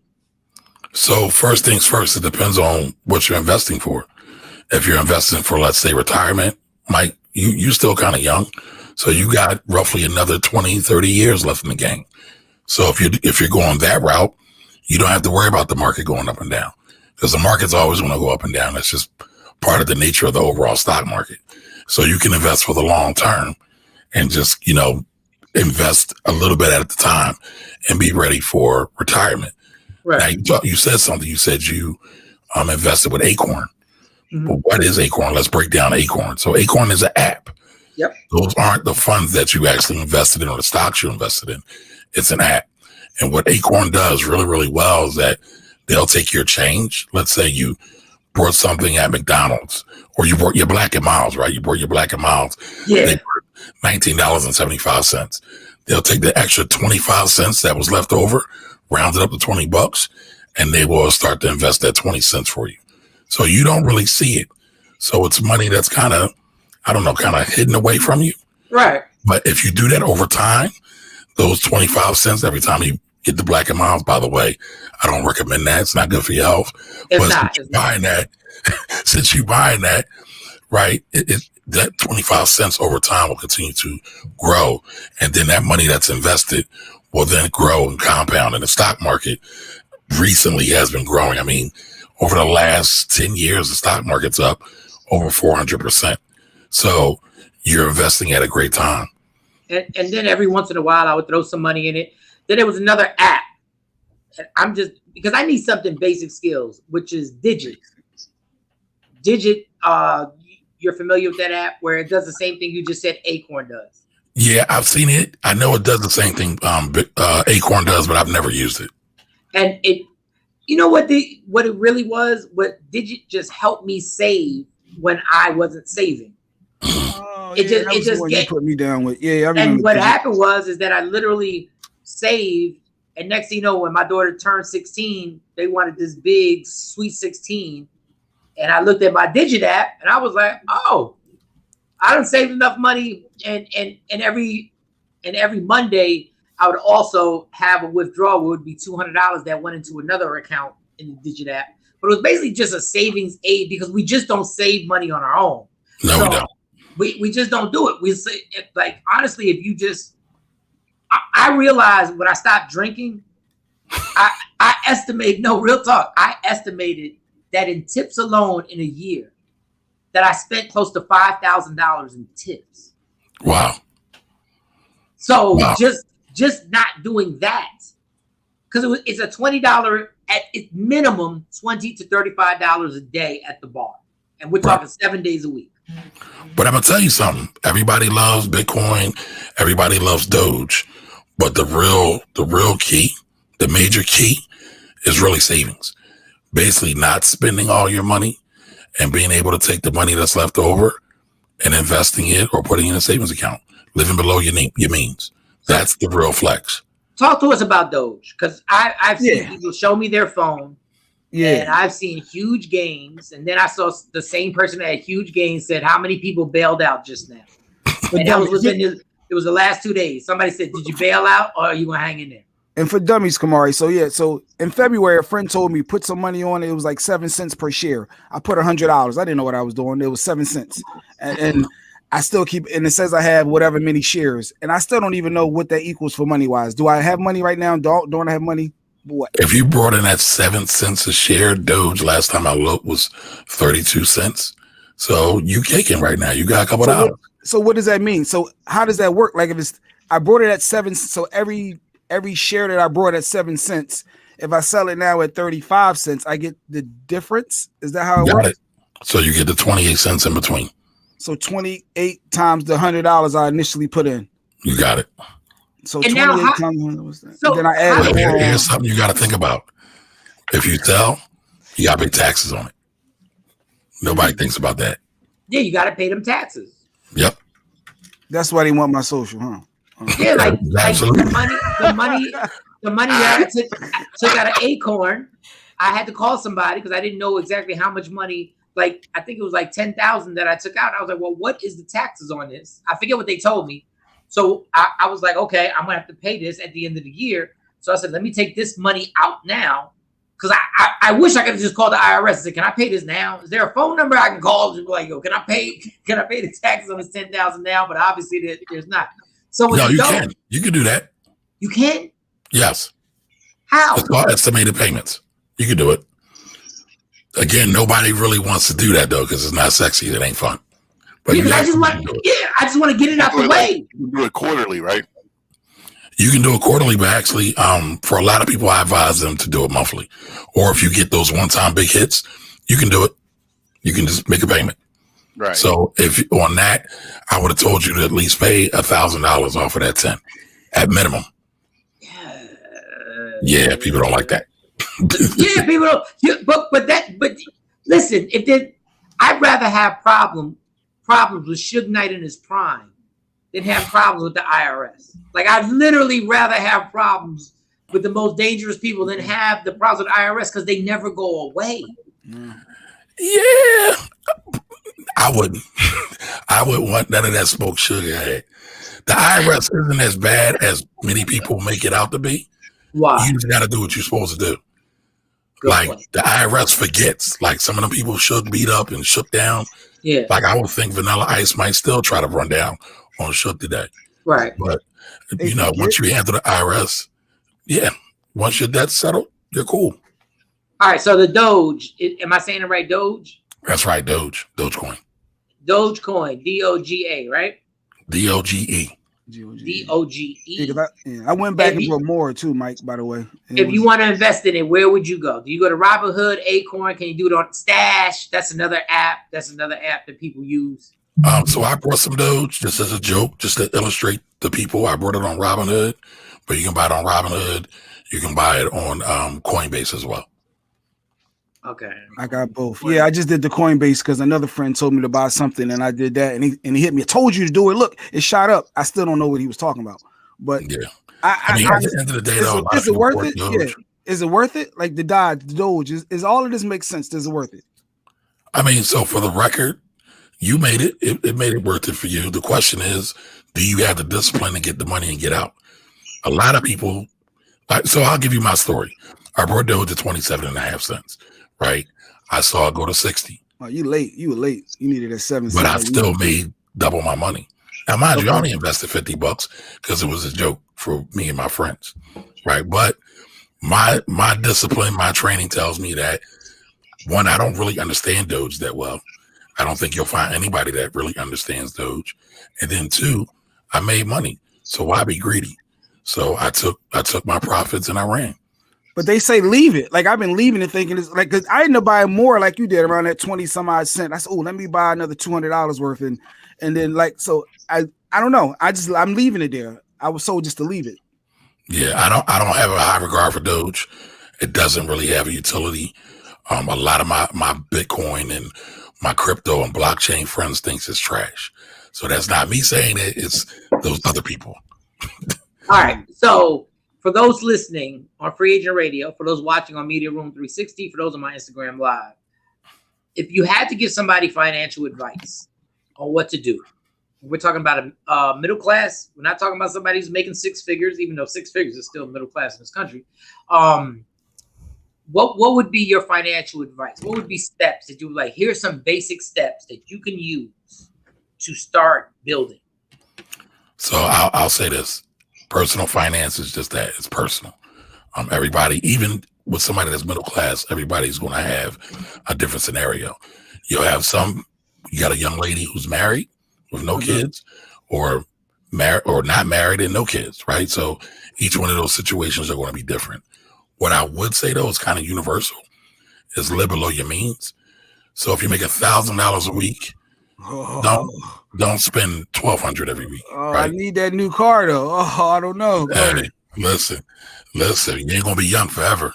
It's gonna come a time when you can't work no more, when a body don't want to work with you, when you don't want to get up early in the morning and do radio, right? You're gonna need somebody to pay them bills, to pay for that drinking tab, right? So if you make $1,000 a week, and this is just an example, try to only live off of 500. Yes. Try to only live off of 700. Yes. Now, that's going to mean you're going to need to control what you spend. Most people spend the majority of their money on housing. So try to live somewhere nice, but not Beverly Hills. You can do both. But I would say one, live beneath your means. If you work at a job that has a 401k and there's a match, make sure you do that because that's free money.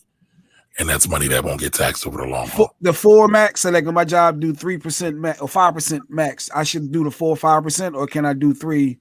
Like, he said the max. He said the max, you bastard. He said the max. All right. Well, let me break that down because I know it can be confusing, right? The max contribution for 401k is for a guy your age, Jay, because we're the same age, right? Mm-hmm. That would be $20,500 for this year. Every year it goes up.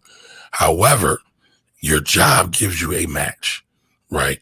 So they give you free money. So I'm talking about contributing up to the free match your job is going to do.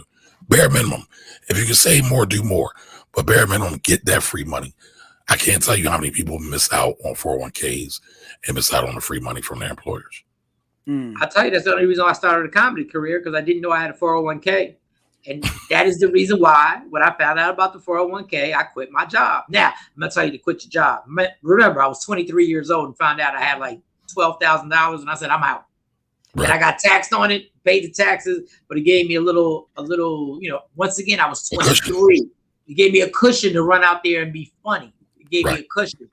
I love when you say live below your means. People laughed at me for years out here because I was driving a Mitsubishi Galant. And literally, they're like, you work on this radio station and you drive. I said, dog, I'm good. Like, I'm literally good. Like, I'm not trying to impress none of these chicks no more. I'm just trying to get a car. And living beneath your means doesn't mean you struggling. It just means you're not doing the extraness. You're not like, I saw somebody on an Instagram video, and his braids, they said he was a PPP loan dude. His braids, as a hair tie, he used a Rolex watch. And I said, I saw that. Somebody in Atlanta. I said, what are we doing? Like, we are so busy trying to keep up with everybody next to us that we're breaking our neck to keep up with strangers.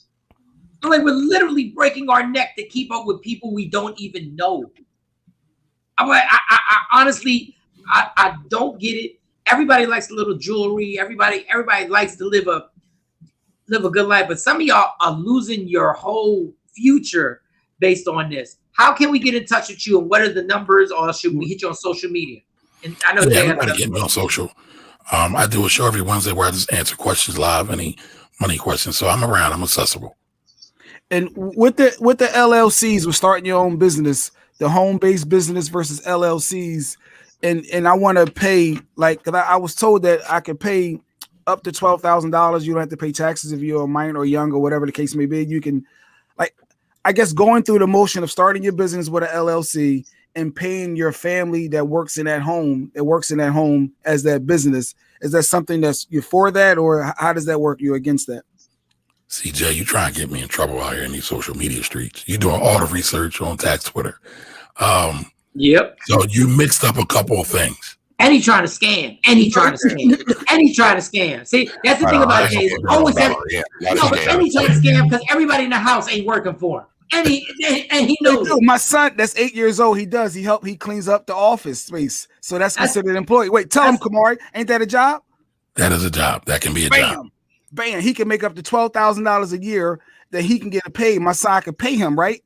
But let's walk this back a little bit, and I'll come back and explain all that, right? How many hours would your son have to work? Right. Well, one, what hourly wage are you paying him? The max that I can pay an 8-year-old. There is no max. Okay, so I'm paying him $12,000. He's making $12,000 a year. Right, I got that, but work with me here. Okay, what are you paying him? Are you paying him minimum wage? Which is $10. I'm paying him $10. All right, so you're paying him $10 an hour. So how many hours would he have to work in a year to make $12,200? $12,400 actually. 4 weeks. It's a whole lot. $1,000 a month. No, that's so $1,000 a month, $500 every 2 weeks. So he's making $250. Yeah, he's making about there you go. I'm right. So you got 40 hours a month.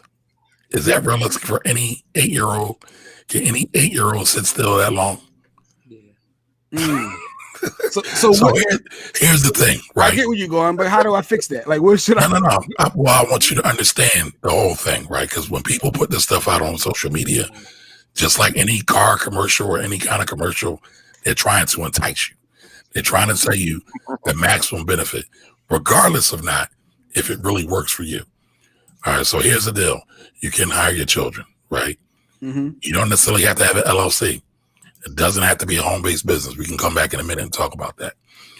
But they had to be doing a real legitimate job. Cleaning up is a real legitimate job.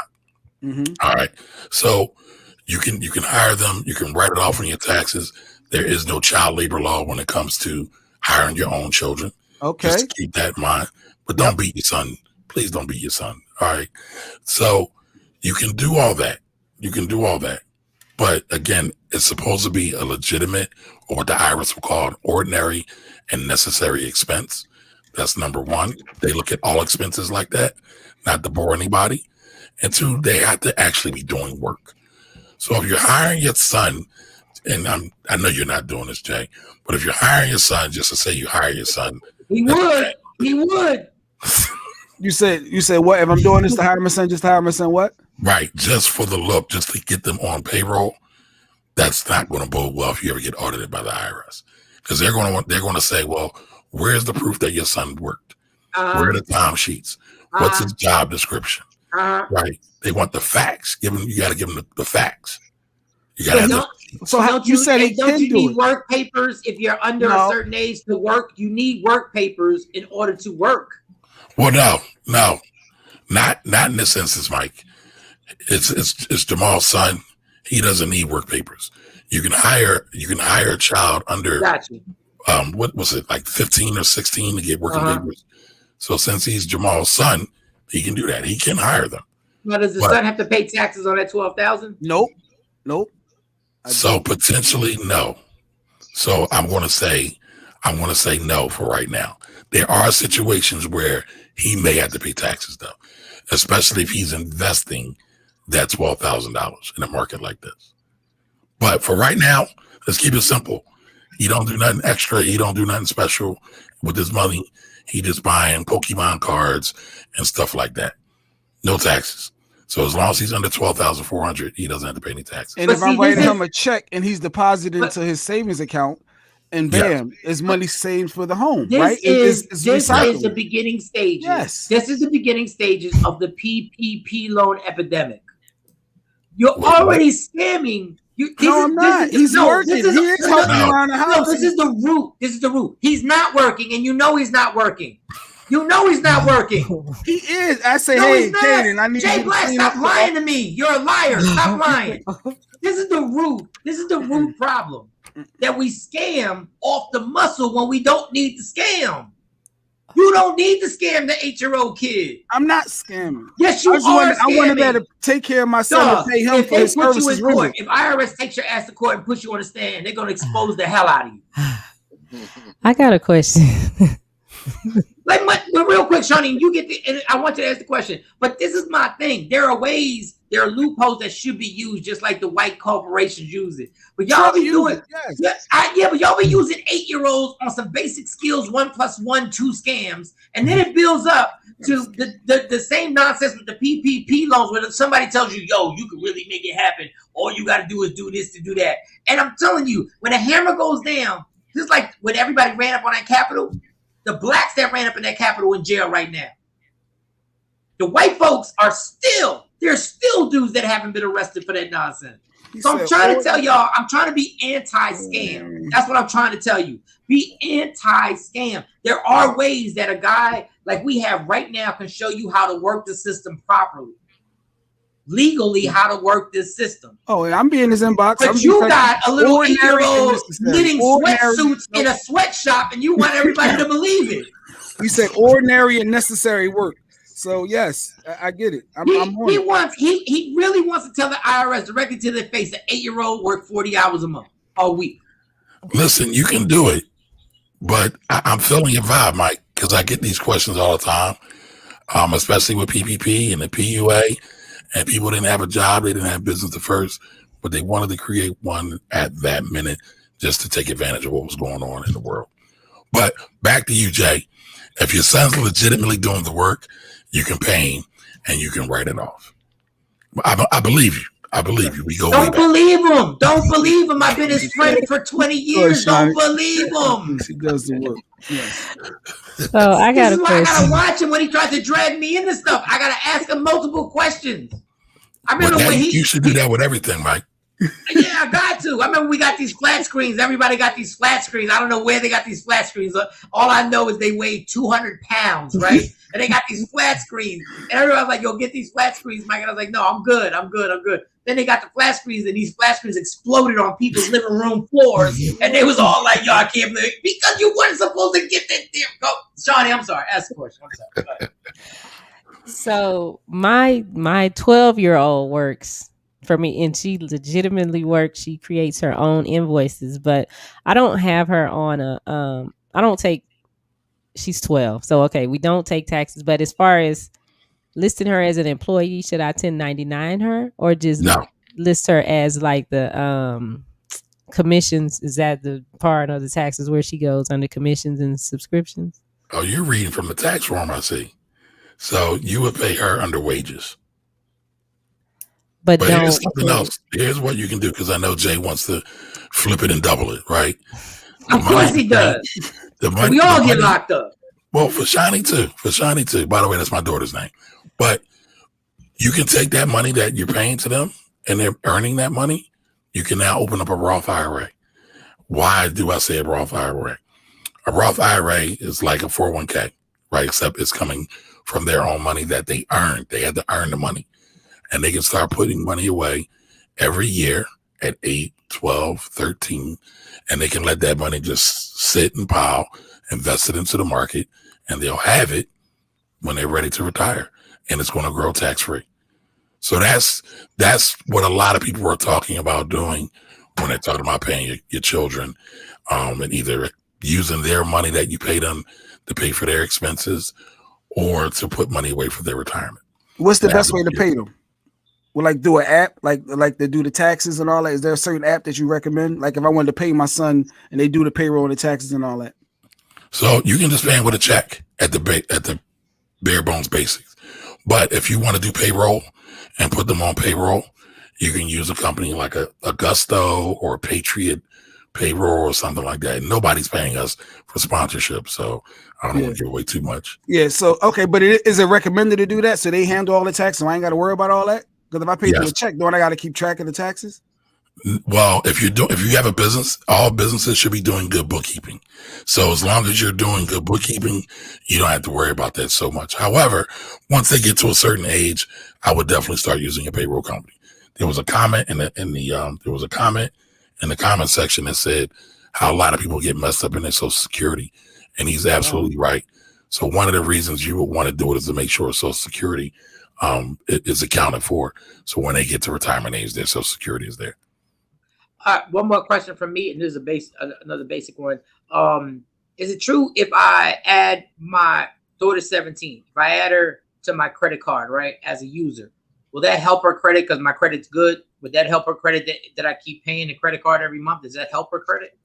So this is my disclaimer. I'm not the credit person, but I work with a lot of my clients. Yes, as long as your credit's good, they get to attach to your overall credit history. So again, yes, it could be very, very helpful. I had one client though last week call me and tell me they added their 6-year-old child to their credit. Jay Black called you? That was Jamal. So, a lot of times, Mike, you brought up something talking about the scammers, right? There's so much BS on social media right now that's scammer-ish or scammer-light that a lot of people are getting jammed up. And oftentimes we're talking about credit and how good it can be. Most people, though, don't have the discipline to keep good credit or to at least not let credit rule them and pimp them out. You got $14 trillion of overall consumer debt, which is credit cards in this country. That's a lot of big reason why people are so impoverished also. No, you're actually 100% correct. And this is not something that I made up. I've heard it over and over, but I've said it. The fact that we go to high school and they don't teach us the value of a credit score, don't teach us what an interest rate is, and they don't have a class. They're so busy giving me, I'm not dissing it, but they're so busy trying to get me to learn geometry. But you're not telling me how I can invest in Wall Street. Why isn't there a class on the stock market in high school? In some schools there are. Oh, I know. You're right about that. In some schools there are, and some schools there aren't. I have mixed feelings about it, to be perfectly honest with you, but I get your point. I definitely get your point. It should be part of overall education. But listen, if we really want our kids to become wealthy and have a wealthy mindset, we got to do it too. Because at the end of the day, the kids spend a lot of time in school, but they learn a lot from their parents' actions. You're right. And so I'm a big proponent of doing it at home. Do it at home. Absolutely right. You're absolutely right. And it's something we should. I also know that there's some parents who you can only do what you know. Yes. You know what I'm saying? You can only share what you know. So I guess even if you don't know it, I guess the one responsibility that you can share with your kids is never be afraid to research and find out. But I'm just trying to get the scams out. Stop the scams, people. We're not doing the scams. Jay, shut up. Just shut up. You would have had us locked up years ago. If I don't know with every scam that went to Jesus. And for those who don't know, Kamari, so I had a late fee for filing my business taxes. I didn't realize that it was different from the personal. They extended it. And the IRS sent me this letter saying I was like thousands of my dollars for late fees. I was freaking out, but I didn't realize. I called them and said, look, I didn't realize blah, blah, blah. And they waived the fee. And they said they're going to update. So I didn't realize that was the thing. So the IRS, you can negotiate with them when it comes to late fees and stuff like that. So I thought that was dope. Absolutely. Absolutely. And however, though, sometimes they won't always allow you to do that. So don't do that again next year. Make sure you file on time. Make sure you're doing good bookkeeping right now so that when the time comes to file your taxes, you're prepared and ready to go. Yeah, because you can negotiate with the IRS. If you ever hear those commercials, if you owe more than $10,000 to the IRS, give us a call at blah, blah, blah, blah, blah. That's how a lot of those people make money, and they're actually scams. Some of them are really scamming people too. So just stay in front of it. You don't want to get in trouble with the IRS. Especially your bookkeeping better be right, Jay, because the fact that you got like an 8-year-old that's going to be working 40 hours, let me tell you something. There's an 8-year-old doing the books. Yeah. And I can write off. You can write off all your expenses, your business meetings, your gas because you had to travel for that meeting, my cable because I needed it for my business, right, Kamari? Like all that is write-offs, right? So where's the cable at? Is it in your own business or it's in my home? It's in my home. Yes. Okay, so here's the trick. Are you using that cable for yourself also? It's for both. It's for the business as well. Right. So technically, you're only supposed to write off the portion that is for your business. You can't write off the thing of it. A lot of people do that. I'm not playing with you, no. No, that's not a scam.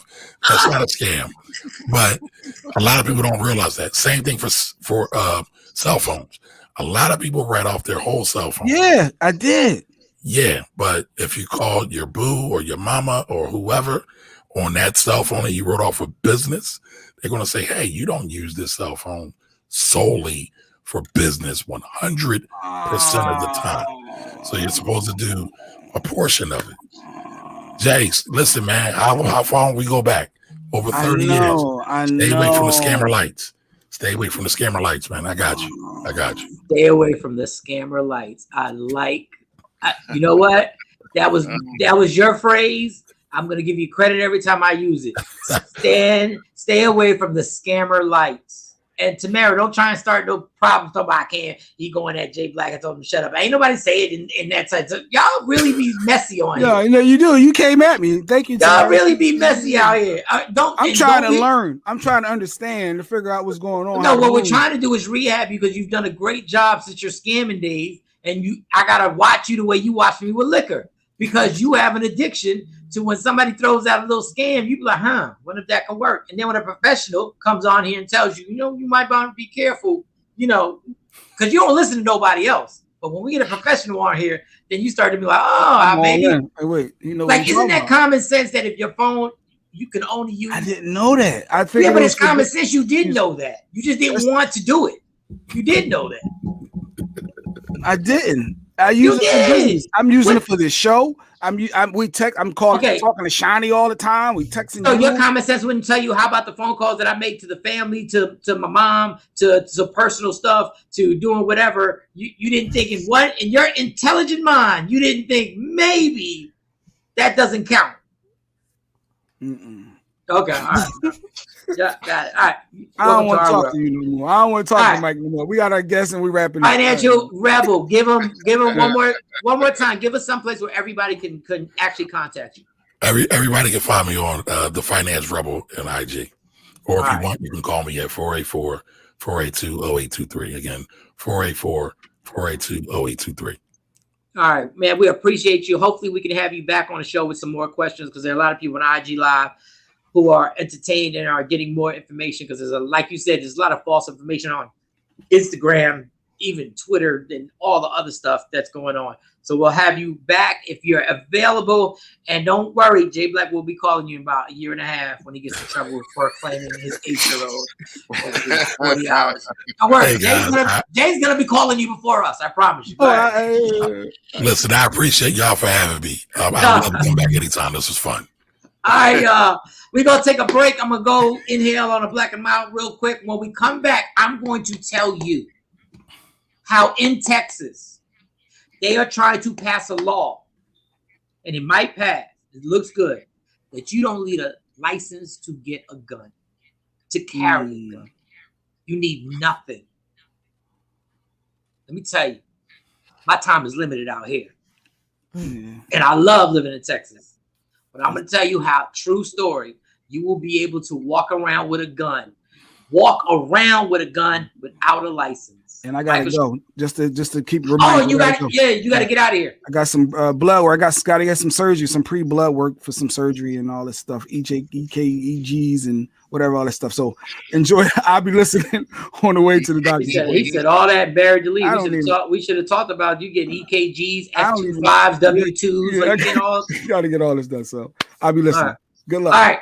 Jay Black's out of here. We'll talk to you tomorrow, but we'll be back once we come back, and I'll talk to you how Texas is about to be the Wild Wild West in real life. Michael Shawn and the TakeOver Legends. Yeah. What up, y'all? It's Michael Shawn from Michael Shawn and the TakeOver Legends. And just in case you missed the show, check this out. Let me call. I got to call Coco Brown. Coco, good morning. Wait, is she up? Let me call her. I'll be back. She might be asleep. I'll be back. Hold on. No. Don't go nowhere because I'll call her too. Mike's calling D-Ray Davis live. No, I'm calling Coco. Calling Coco live. Oh, she sent you the voicemail? We're about to start terrorizing everybody. It's just calling people in our phones. I like it. Try the Diddy number. Try to call Diddy. I don't have a Diddy number. Why? Right, I'm gonna send it to you. I wanted to come from you call it. You call the Diddy number. I'm not gonna do it from my phone. Why I gotta do it from my phone? Shorty's got to say call Mike J. Michael Jackson. Ain't nobody got that number. I think he said call Mike Biv. Probably. She probably said. Call Mike Biv. Call Mike Biv. I don't know if this is the. All right. Who's this? Michael Bivens, some New Edition. He's driving me out of my mind. He's not going to answer. You're not going to answer. You know you, Jay? Stop. Yeah, let's call Kobe. Hello? Yo, Biv. Yes? Oh, wrong number. No, is that Michael Bivens? I'm afraid so. All right. You know Mike? You know Michael Bivens? Mike Bivens? Yeah. Yes. God, I haven't had a phone call for him in years. I got this number 10 years ago, and it just happened to be Mike's old number, and I get these calls all the time. Yeah. Wow. Oh, we're from a radio station. Can you hear me? We're from a radio station. We were good friends about 10 years ago, like you said, yeah. And I ain't got his new number. I figured let me try it. And you. I wish I had his number for you. But tell him I want concert tickets. My name is Tom. Wait, Tom. Are you a fan of Michael Bivins? Are you a fan? Can you hear? Are you a fan of Michael Bivins? I don't know his music at all. Oh, you don't know, but all right. But Tom, sorry to harass you this early in the morning, but no, I'm up and at him, so no problem. All right, Tom. All right. All right. Thanks, Thank Tom. you. Bye. All right, Tom. Do you see how happy he is about life when you're white? Do you see how happy? That's what I'm talking about. That's what I'm talking about. Yeah, that's exactly what I'm talking about right now. You call somebody black this early, they mad. What? They angry. No, I don't know that dude. I don't know that dude. I wish I had Mike's number. I'd give it to you right now. Michael Shawn and the TakeOver Legends. Your escape from reality. Right here on Free Agent Radio. What up, y'all? It's Michael Shawn from Michael Shawn and the TakeOver Legends. And just in case you missed the show, check this out. I think I got last one for fun. Here we go. You got another one? Don't do nothing stupid. Don't do nothing stupid. You got to pick free. Cheryl Underwood, Viola Davis. Every woman is gorgeous. Every woman is. God, Jay, why would you do that? Viola be before she take that wig off sometimes on Scandal. She looking all right until she, snatch the wig off. When she snatched that wig off. That show where she would take the wig off when she would get home. She's all frustrated. Oh my God. She'd be like, Yup. Michael Shawn and the TakeOver Legends. Your escape from reality. Right here on Free Agent Radio. Michael Shawn and the TakeOver Legends, where nothing's off limits. Free Agent Radio. Baby, tap in. Tap in. Tap. That is one of my favorites. That is one of my favorites. Oh, I don't know. Oh, man. Let me tell you something. Freeway got me on that. That's so funny. funny. My God. Freeway got me on that. Let me see if we get Shawn. Shawnee, make sure I'm trying to put you in the IG Live and put your box up. All right. Free Agent Radio, Michael Shawn, DJ Cam. Sexy Mo allegedly is coming up. Shawnee Scott, Jay Blizzy had to go. He's got some tests he's got to take. He's got surgery coming up on a rotator cuff. He got an athletic situation going on, but he didn't do it in an athletic way. That's why we should have talked about it while he was here.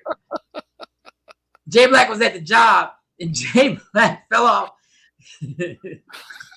Why are we laughing? It's not funny. It's not funny.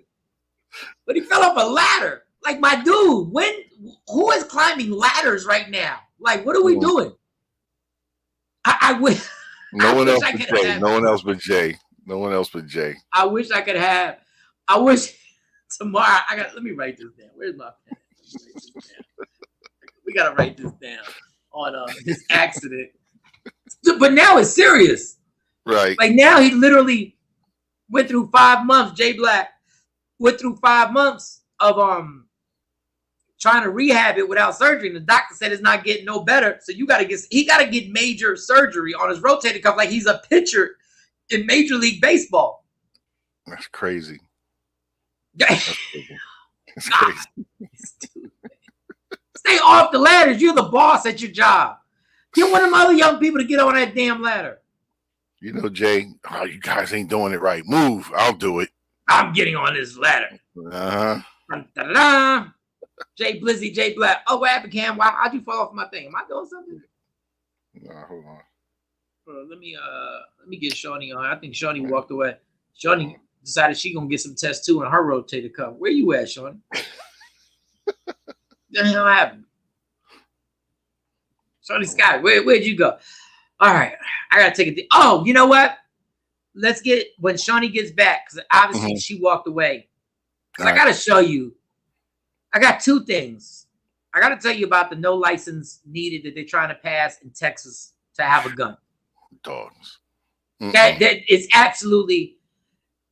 Anybody on my IG Live, just comment if you think that's really a good idea, that you won't need a license to get a handgun. Just please tell me if that's a good idea. And then speaking of guns, and I don't know if Shawnee is with us right now or she's walked away. T.I.'s son got into a confrontation with a grown man. And he's a young dude.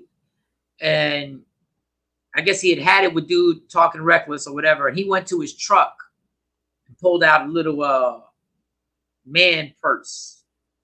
And I guess it had the hammer in it. And he was like, "What now?" He was like, "What now? You talking all crazy, got your arm around me, talking out your ass. And now what? No. What I got to chill for? You from here?" And all this other stuff. And I'm sitting there going like, oh my God. Like,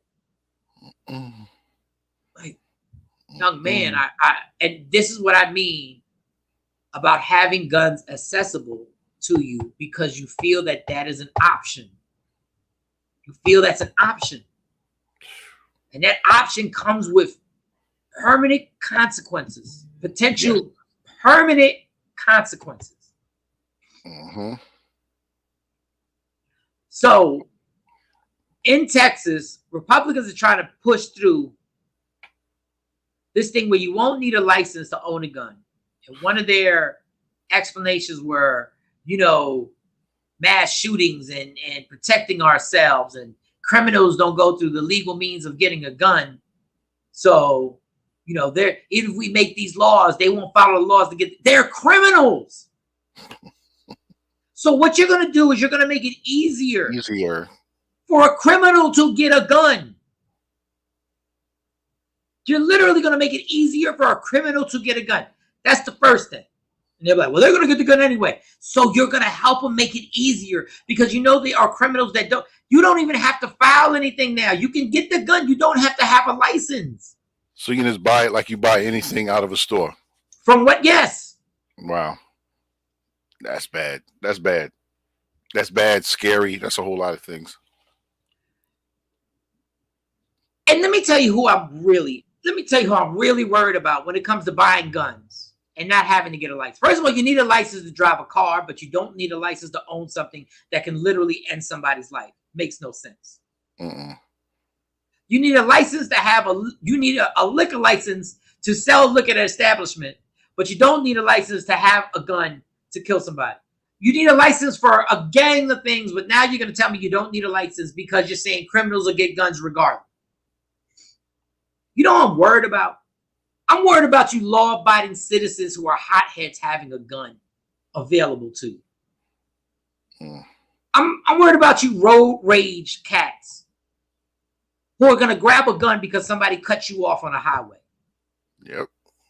I'm worried about you cats that sit at a bar and get into fistfights over your Dallas Cowboys or your New York Giants, or you get into an argument in a fistfight over Michael Jordan being better than LeBron or LeBron being better than Michael Jordan. And now you have a gun either on you or in your car. I'm worried about domestic disputes between a man and a woman that now have a gun in the house. Yep. I'm worried about kids now who are going to be in a house with guns. And we don't even have to bring up the numbers of how many kids shoot themselves by mistake or kill a friend by mistake because there was a gun in the house. And I know what you're going to say. We can train them and we can now there's another. How many parents may not have time to do this training? That's what I'm worried about. You guys don't understand. Do you see how crazy it gets right now at a Walmart or Target? Can you imagine if everybody just walks around with a gun? I'm not against people carrying guns. You need a valid ID. And if I'm a criminal and I've never been arrested, I have a valid ID. Damn. You need a valid ID to rent a car. So you need the same information to rent a car as you need to get a gun. True story. I had a dude that said that he was going to shoot me with his gun when he see me, and said he will go buy him one without a license to do it.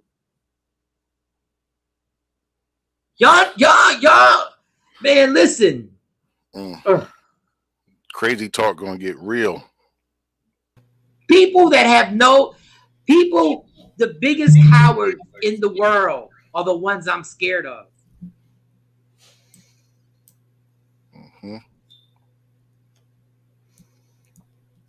Long story short, just because he don't like me. An ex-boyfriend now, who normally would be scared of your new boyfriend because he knows he can't beat him, now has got courage. You have a rash of people killing their own kids. Went and bought a gun. Now I got a hammer in the car. Now I really feel like I'm jealous. I can pull up on dude. And this is just another pipeline of ways to get more black people and Hispanics in jail. Because trust me, even though you don't need a license to get a gun, you still need a lawyer to defend your ass to prove that it was self-defense when you used the gun. Mm-hmm. Like, y'all are wild out here right now. I want to make this clear. I really, really think one of the things that people don't know is how much I really do like living in the Dallas-Fort Worth area. I really do. I really like it. But the obsession with these guns is the scariest part of being out here. Dude, I promise you, when nobody needs a license to have a gun and a white person says they felt threatened, they pulling it out. Yep. Wild, wild west. Just think about it. As many times as they call the cops because they feel threatened, now they're going to feel they don't even need to call the cops. I got my cop right here. Y'all, this is maddening right now. This is when something can eliminate a life, when something can end a life, people, this is what we don't need more of. Guess what happened when COVID happened? It could end lives. So what did the government do? They did everything in their power, allegedly, I'm going with their story, to end it. Well, now you're bringing another equation in that ends lives faster than COVID or any disease could ever end a life. This is crazy right now.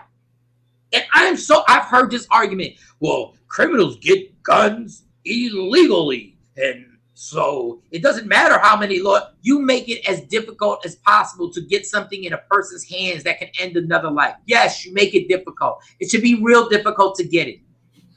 But the criminals have them.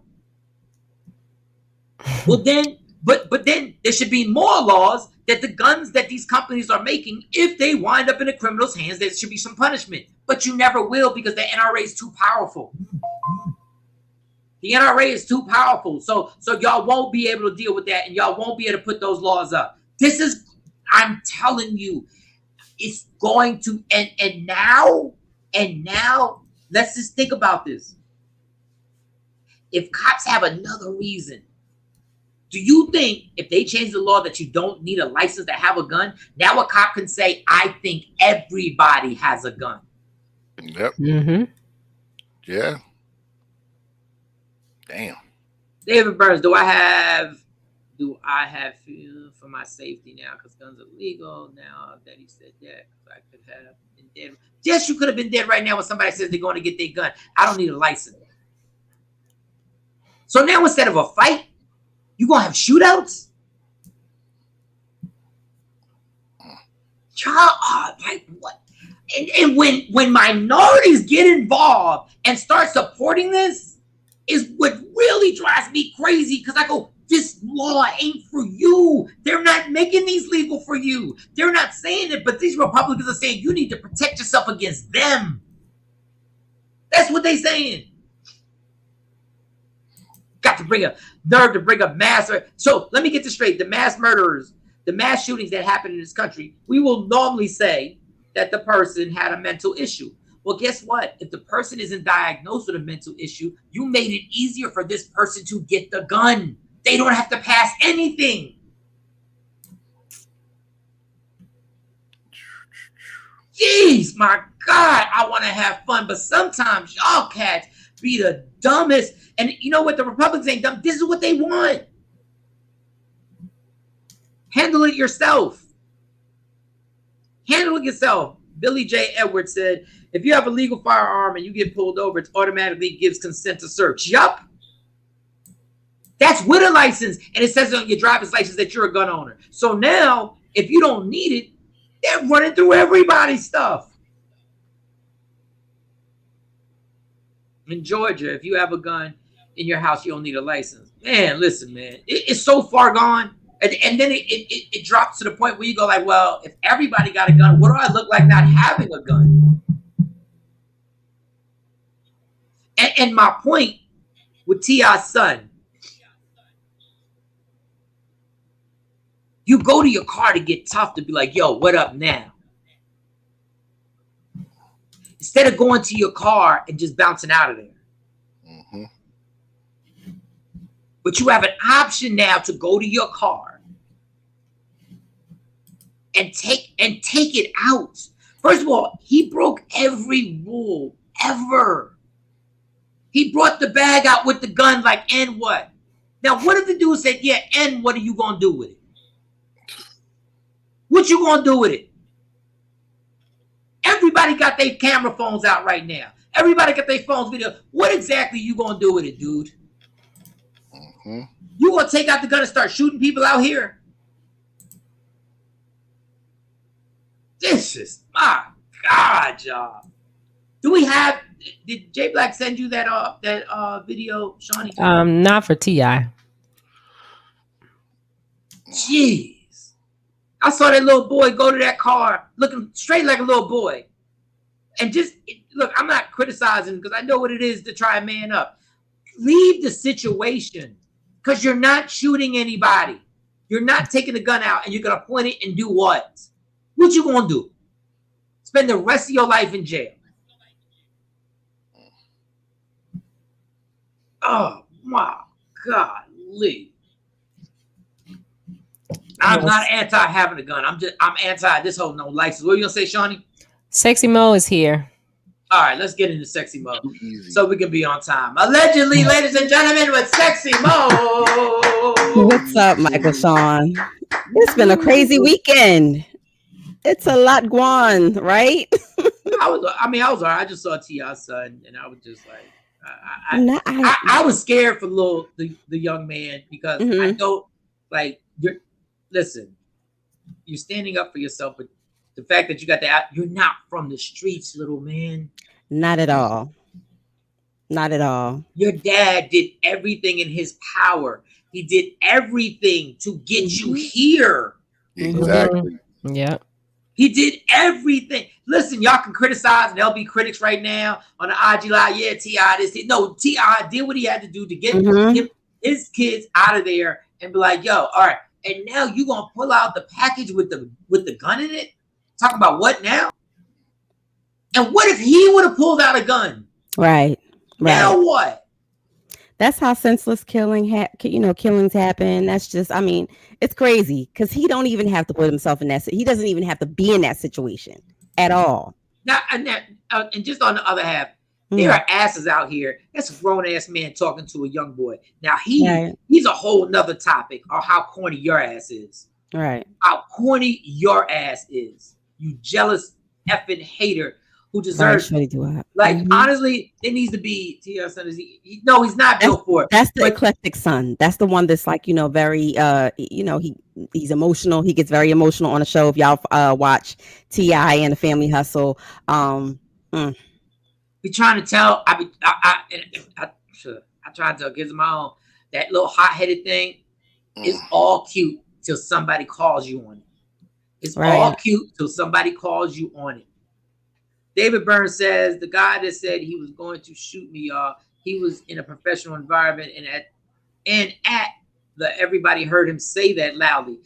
They was worried about him doing that, and the company took action on it real quick after someone had heard him. Well, yeah, and if he had it in the car, you never know what to roll back in. But let's get to the stories. Let's get to the stories, Mo. Well, Michael Shawn, the empire has crumbled. I'm talking about Brashear Gray, aka Hakeem Lyons from the show Empire. I don't know if you remember, a long while ago, I reported on his domestic violence case. So he, his wife, he must have jumped on his wife. Of course, she was found by a pedestrian, a good Samaritan in the street, and they called the police. She said that for hours he terrorized her and harmed her. So that's the young boy, the rapper. That's the rapper, right? Philly. Yep, oh, real quick, Philly. Somebody said your ponytail and edges are popping. I just want to tell you that. Oh, thank you. Got India in my family. Billy D. Williams' cousin. My mama. Yeah. You got more famous cousins. Juices and berries, Michael Shawn. Leave me alone. But the show's over, right? Ain't the show over? So yes, of course you can still catch it on various streaming platforms or whatnot. But he has had a past with drugs and alcohol abuse. Of course, when you see erratic behavior happening, you have to wonder about that. So under the terms of his plea agreement, he has to spend 10 days in the county. That doesn't give you street cred. And he's on 3 years probation. So that probation was going to really, really be the most important factor in whether or not he has to go to jail and facilitate out that time, because this is a felony. This is not, a misdemeanor. This is a felony. He is actually going to be on probation for 3 years. He has to check in with his PO every 72 hours or within 72 hours of, it's very strict and very to the point. Within 72 hours of them contacting him. So if the authorities contact him today, you got 72 hours to respond. He also has to check in and get permission to associate with any convicted felons or anyone convicted of a crime. He can't associate with them. You can't associate with family members. Like, think about our community. Yes, think about our community. So that's going to be another tough rule for him to follow. But he said they beat up the girl and kept the girl hostage. Yes, that's what she claims, that for hours it was his wife. It was his wife for hours that she was tortured in that way. So again, he has to submit to drug and alcohol tests for 3 years. He can't possess any stun tasers, any stun guns, firearms, any of that. And that's going to be hard. That's going to be very hard. He has to literally walk a fine. He can't even chew gum and spit it out on the street. Well, he should be happy that that's all he. That's all. He got 3 years probation. I got 2 years probation, and I ain't do nothing that he did. Like, actually, he got off. Well, he also has to attend drug and alcohol counseling and domestic violence abuse I don't have to do that, counseling. Yes. Yeah. He got off pretty easy on that. 10 years 10 days in the county. Like, listen, y'all, I'm not that dude. So I've never. I almost did 2. That sucks. I know that's not. That's 2 not days at Loose Sarah. 2 days. Yeah, I know that's not a hardcore story. Let me tell you something. Let me tell y'all something. That is one of the most traumatizing experiences ever. Yeah, listen. When you get that tray. The tray? I didn't eat. You didn't eat? No. I was done. Were you at Loose Sarah? One time. Yeah. Yeah, you don't want to go to Loose Sarah. You don't want, like, for those in the Dallas-Fort Worth area, Loose Sarah, you don't want to be there. Now, I was going to say I had a good experience. Nobody F with me, not because of me, just because of coincidence, that some people were just like cool because they knew I was on the radio and they was like cool, and I wasn't trying to act tough. I was just like, yo, tell us a joke. They thought he was doing a news segment on what the hell you doing at the courthouse. Yeah, what the hell you doing at the courthouse? I was doing a segment. Oh, he in here to do that part. Put me on. No, it's not. And I didn't even get, because I got out in time. I didn't get to go into the next part of Loose Sarah where you change into and you spend it the night, homie. You spending a few nights. You gotta give up your clothes. Oh, you didn't get the suit, the outfit. He didn't get the outfit. He didn't get the outfit. The money went through and I was good and I got out of there and I was like, yo. I know you was happy that check cleared. Jeez Louise. So yeah, 10 days in the county does suck. For real, spent the night at Camden. Yeah, I wouldn't want that Camden County thing. Yeah, you can have Camden County. For those in South Jersey. I want no parts. That's another one.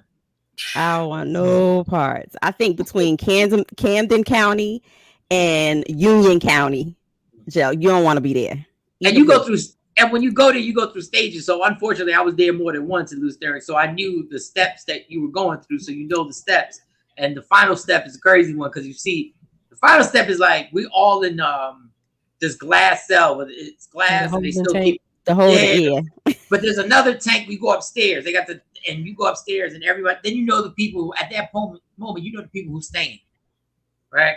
The other scary part is there's a part in Lusteric at this particular jail where you go, and you're like, let's say there's 7 steps. You're at step 5, and they take you to this place. I don't know what it's called, but you see the people who are isolated by themselves, and they're just. It looks scary. Like it looks like, and they're just dudes. One dude that's in there, right? And I'm like, so I was like, real talk.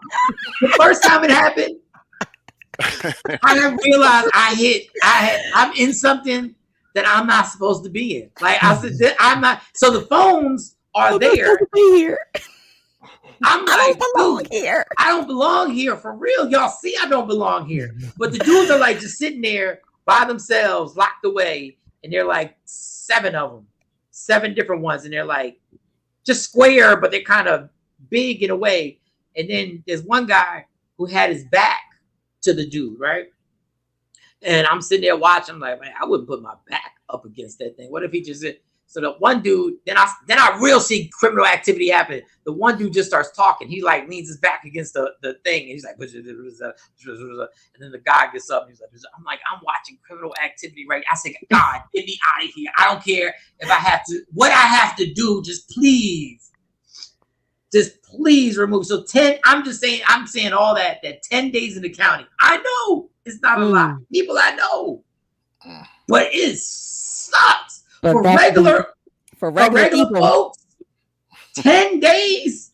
Because you got some people out there be like, I could do 10 toes down. 3 months, that ain't nothing. 6 months, that ain't nothing. Hey, I'll be home in 6 months. Hold my knot. God bless. Don Pay said I had a panic attack because they had me in Iceland. I don't know what that is, but that just scared me. I don't know what Iceland is, but that's I don't either, but that don't sound good. Iceland? The country. That don't sound good at all. Where the hell is when I was in Lusteric, this young boy came up to me, and we was on the final stage. This is so crazy. The final stage takes like 45 minutes to an hour. You're free. You're done. You've paid everything. All they have to do is give you your stuff, and they will make you wait another hour. So it's like a 15-hour process. It's normally like a 15-hour process. Even if you got the money to pay your way out, it's a 15-hour process. And the young dude came up to me. He was just like, yo, I like the way you're holding up. And I said back, I was like, yeah, it is what it is. In my mind, I said, holding up? Dog, if y'all weren't here, I'd be in tears. I've been on the verge of tears for the last 12 hours. I don't know what my face looked like, but he's like, yo, I really like the way you're holding up. I was like, good. I just said it is. It just happens. Things. I try to act real casual. It happens. We gonna be out of here. Whatever. In my heart, I said, you don't know when I get to my car, my clean car, my car that I take care of, I'm going to cry for 15 minutes in that car before I turn this thing on. And hold yourself. I came home, took a shower. Yo. Just rock. And I took a shower and just rocked on the couch. Like I can't believe I went through that again. I can't believe that happened again. Hold on, Mo. You know what? Let me get you on this live. I want to get you on it. Oh, are you on your phone or your laptop? What do you want? No, I'm on a laptop. All right, cool. Look at your phone so I can get you so they can hear your stories live. So Iceland is isolation. That's what. Oh, isolation. See, I don't even know the terminology. Yeah, I didn't even know. Yeah. Oh, that's what it's called. Iceland. Oh, I didn't know that's what that even stuff.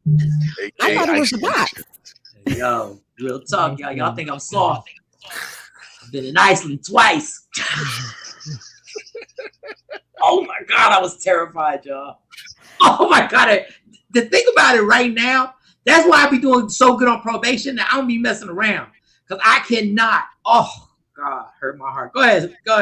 Everybody mind you live. That's Sexy Mo doing allegedly. Go ahead. I'm good. I'm not built for jail. Don't want to go to jail. I don't care if it's county, the feds, nothing. I'm good out here. I am good out here. First of all, I like clothes. I like to eat. And yeah, I don't need nobody sticking their finger in my food talking about you gonna eat that. I ain't playing. I'm good. I'm good. But you all right now, right? Yeah, I'm good. I knew it was traumatic though. When I knew I was going to a place that everybody had told me never go, everybody in Dallas-Fort Worth said never go to Lucille. That's all they said. And I got transferred there. I was in this little nice little, I forget what's it called. I forgot. I always say this is a nice little jail. Were you in? Oh, I forgot. I got to tell you because I used to have this joke on stage. I said, if you ever go to jail, go to this jail because this jail was actually cool. Like, you have the preference? When they book you though, do you have the preference? Can you say, yo, I don't want to? It's not like a hospital. Like, don't take me there. No, I get it. No, I get it, but I'm saying if you get arrested somewhere, I always say get arrested here because they'll take you to this little jail, and that little jail is cool. There's nobody messing with you, nothing. It was what the name of that place? I can't forget. But then the second time I got arrested, sorry, y'all, this is just what it is. I'm not bragging about this. Trust me, I'm mad at myself too. The second time I did everything, and I saw a judge on the TV screen and said what I had to say. They told me what I had to do, and they transferred me, which I didn't get. I was like, why am I being transferred? I just saw the judge. Everything I said with the judge meant nothing. Everything I said with the judge meant, and they transferred me, and they put me in the chain gang and put my wrist together and my feet together, and they tagged me with somebody else. So I was really in that situation. Oh, so that's a Southern thing. And we had no. It happens in New York too. You get the chain gang when they transfer you, and they transfer me, and we had to work together to get in the van. And as the van is driving, I'm starting to see familiar places, and I'm going, please God, not today. Don't.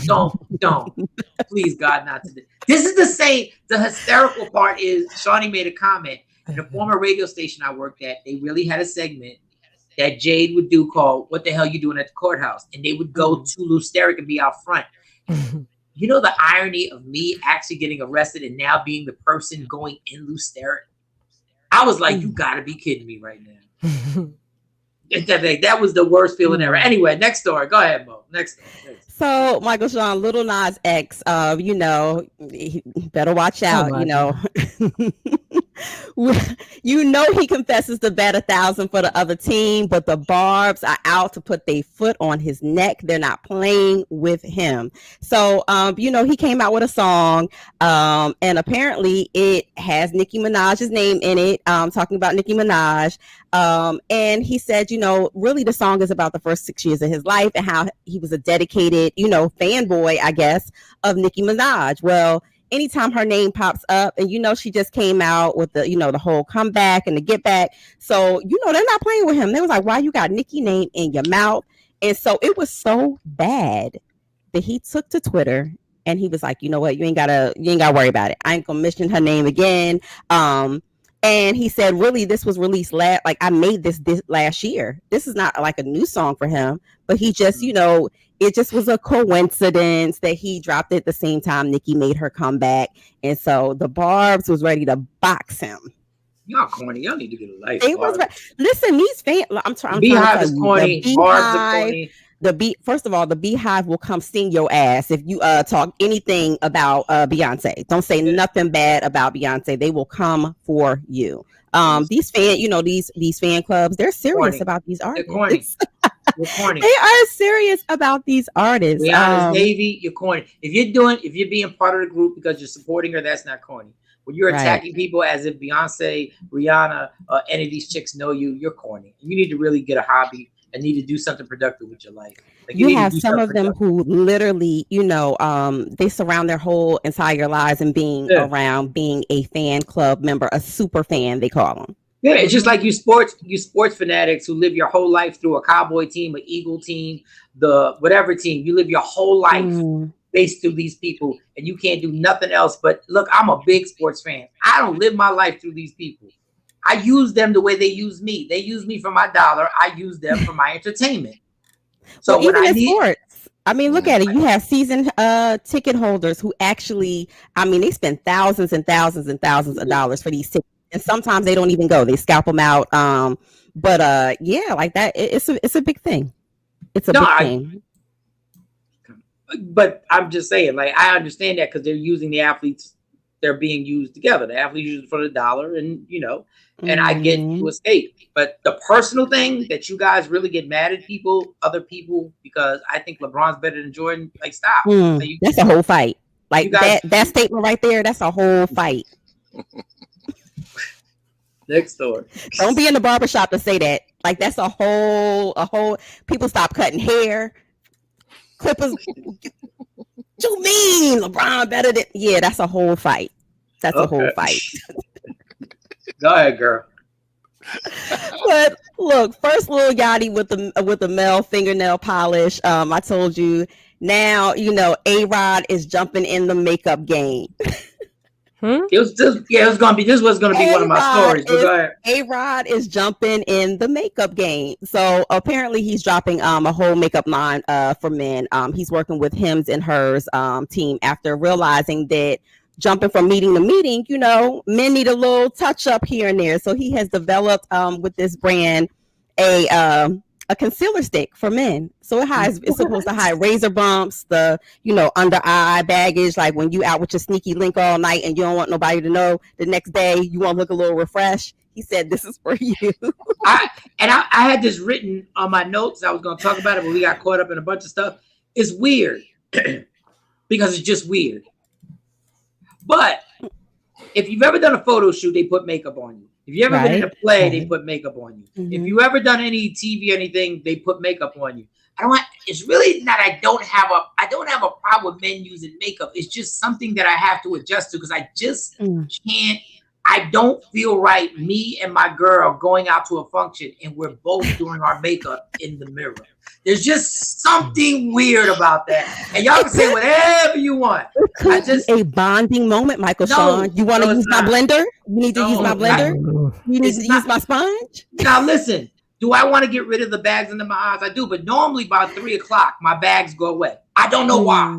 But normally by the time it's time for me to do it. But do I want to conceal the bags under my eyes? Yes, I do. Like, I would like to do that. I just feel some type of way if me and Stacey are both in the mirror doing our makeup. I don't know. I just feel Mike, you missed the spot. No, I'm not.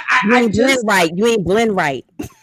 That's horrible. That's horrible. Yeah, I don't know. And trust me, fighting over the pillowcase. You ain't washed your makeup off last night. That's not my shade.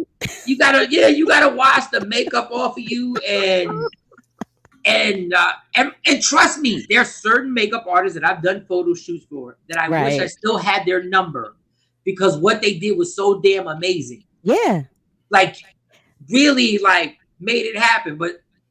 I don't know if I can adjust to this, y'all. I don't know, and I don't think I have to. I don't think I have to. But it's a new trend. Shout out to my makeup artist is a male, and he's excellent.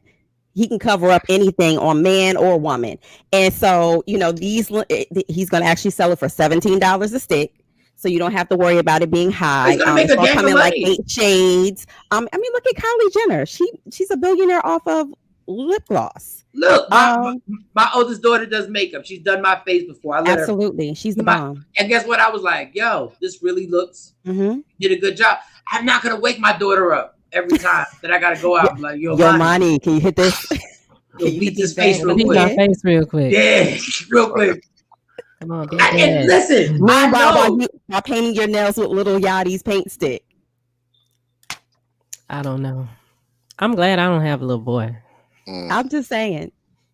No. So I have a boy, and it's just certain things that I'm not going to allow him to try. Fingernail polish and concealer is those are two things. But it's the crazy thing is I haven't gotten my nails done in a long time, right? Just because I do it every once in a while. But my feet, I love getting my feet. They don't get painted. But I love getting they do get painted. She just put the little thing on there. But clear. Yeah, I love getting acceptable. That's acceptable. Getting your feet rubbed is amazing. It is amazing. When they get up to your shin and your calf, and they rub it and they going to town. But like stay right there. I'm like, yo, this is crazy for real. What was that last comment, Shawnee? What was that last comment I didn't get to read? I'm sorry. I'm sure you do. I mean, the dude is going to wear makeup to go to a football game. They might. Right. And it's not. But the thing is, technically, I can't explain to you why I don't F with it. Without sounding prehistoric, I just don't. Sean, it's different for you. It's different for you because you are in media. You're in, you have appearances. You're a comedian. Yeah, but then I should be able to relate. Famous. Yeah, but I don't want to see you put on concealer to say, yo, Mo, I need to take a run to the Wawa, or I need to take a run to CVS. Yo, hand me my blending brush. But in actuality, I should be more cool with it because I've experienced it a lot. So I should be more cool with it. And guess what? If I buy the concealer, you're not going to tell me when I'm going to use it. Like once I buy the concealer. Right. Because in the morning time, like right now, when I'm on here, my eyes be looking crazy. Like if I had the concealer right now, bam, I would have been like knocking that. I already know I would. I still feel funny. It's just something weird. Men have wigs now. They got the man wig. They got the man wig. I don't want to hear y'all talk about no woman being fake or this ain't original. This ain't why y'all wearing all this stuff? Y'all done took the weaves. Y'all now everybody got y'all wearing the concealer. Now Lil Yachty got y'all painting y'all nails. What's next? I'm all original. ASAP Rocky got y'all rocking skirts. Well, that happened years ago. That happened at the beginning of men. Men were made. Y'all got to realize men were wearing pocketbooks. Y'all got Merces. I mean, just to let y'all know something, when men were wearing makeup before women in history anyway. Yeah. In the Egypt days, yeah. Not even the Egypt days. Look at our presidents in this country. We're all makeup out. Yeah. Like so, it was and they wore wigs. And they wore wigs. Right.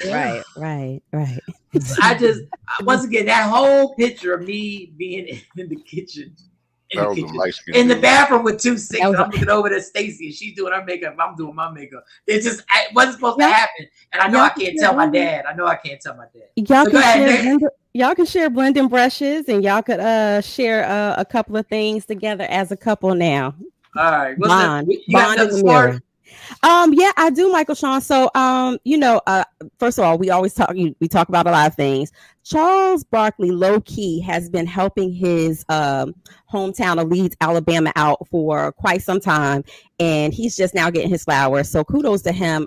He gave each employee of a school district from where he was born $1,000. So he said not just the teachers, he said the bus drivers, the cafeteria workers, shout out to them. But he's also given away over $3 million to students over the years in scholarship money to help them fund college. And if you've ever been to Alabama, it's a really small town. Leeds is not big. It's a little ways outside of the capital. So, they are really excited to have him, and they consider him a hometown hero. So he even comes back to watch the games and stuff for the kids. So, shout out to him. Yeah, Steve Harvey had a wig for a long time. And we interviewed, and he must have made his barber sign a non-disclosure because we interviewed his barber. I actually got his little book. He will not give up the goods. He keeps claiming that was Steve's hair. No, it wasn't, because I know people. No, it wasn't. Stop. And I don't care. Ball right on the top. You can see it in the day on some of the old episodes of Showtime at the Apollo. Yeah, he got that full fro, and he got with Marjorie, and Marjorie was like, "Just let it go, Steve. Just let it go. Let's rock out the ball." I ain't mad at that. Yo, your hairline is strong, Michael Sean. I mean, you got a little. I got a little. You good money. You good money. I got something called. Never mind. I got to get surgery on the bald spots. But it's not bald because I'm bald. You can't tell. You can't tell. It's probably 2 years getting your hair braided. What the hell is called? It starts with a P. Alopecia. Alopecia. I have alopecia. Okay. I have hyperactive white blood cells, and my white blood cells will fight when I'm not sick. And what they did was cause bald spots. So I got to get surgery. That's why I keep my hair puffy and like that. But then I got a little. Then the alopecia messed up a little bit. My barber knows how to work my hairline. And this ain't even, he ain't spray this. This ain't sprayed right now. Sometimes he'll spray it for a comedy. That's not Beijing special. Yeah. He sprays it for the comedy show, and I'm like, ping, ping, ping, pow. But I never get the beard Beijing. He just gives me the dye for the super lineup. So, see, you halfway there. I ain't got no problem with it. Right. Halfway there. So, Michael Blackson on the low. Shout out to Mike, the other Mike. No, Michael Blackson years ago was up on the dye way before anybody. I'm talking about this is 98. And I used to look at him, I go, how do you get your edge up? We call it a shape up. Texas calls it an edge up. We call it a shape up on the East Coast. Right. It was so crispy. I was like, yo, Mike, what barbershop do you go to? I had no idea. When they put that thing, oh man, like I can't do the Beijing in my beard because I'm not really mad at my gray. I'm like cool with my gray. But that was a Philadelphia thing though. When I moved to Philly, that was definitely a Philly thing before anybody was on it. People say, oh, we started this. Nah, Philly started that. My barber's on my IG. Shout out to Rio did it. Rio did it. Like, shout out to you, Rio, for preserving Michael Shawn's hairline. But it is nice to see men like well groomed. I will say that. Yeah. Like at first when you hear, you like, why y'all doing that? But no, get that done. Yeah, that's a turnoff though. That's a turnoff. I don't care if you're not going nowhere. Get your hair cut. I can't stand a man who don't get his hair cut, don't keep himself groomed. They got the Manscaped. Go get you some razors for everywhere. Yeah, upstairs and downstairs. Like just take care of that. Shout out to my man Rio, because Rio schooled me on what barbers do, and you can tell when you go to a barber who's up on everything. Because Rio don't got to use the spray. He just wants to edge me up regular. Some of these barbers the only way they can make your edge up look crazy is by spraying you up. Right. And they can't do it with just, so shout out to Rio, shout out to Don the Barber. They're nice over there. Legacy Barbershop is in Arlington. So if you're in the Arlington area, go follow them at Rio Did It. Who else is on here? Okay, go ahead. Next story. Do Rio do the man wigs? He can. The man weaves? Yeah, he can. Like y'all call them man weaves like we should be embarrassed. They actually like some of embarrassing us for years. Y'all been embarrassing us for years. That ain't your real hair. That ain't your real hair. Yeah, the transformations are nice, but I wonder like if I ever dated somebody that had like when they get hot, do they sweat on their head and does it slide off? We've been thinking about that about y'all since the late 90s.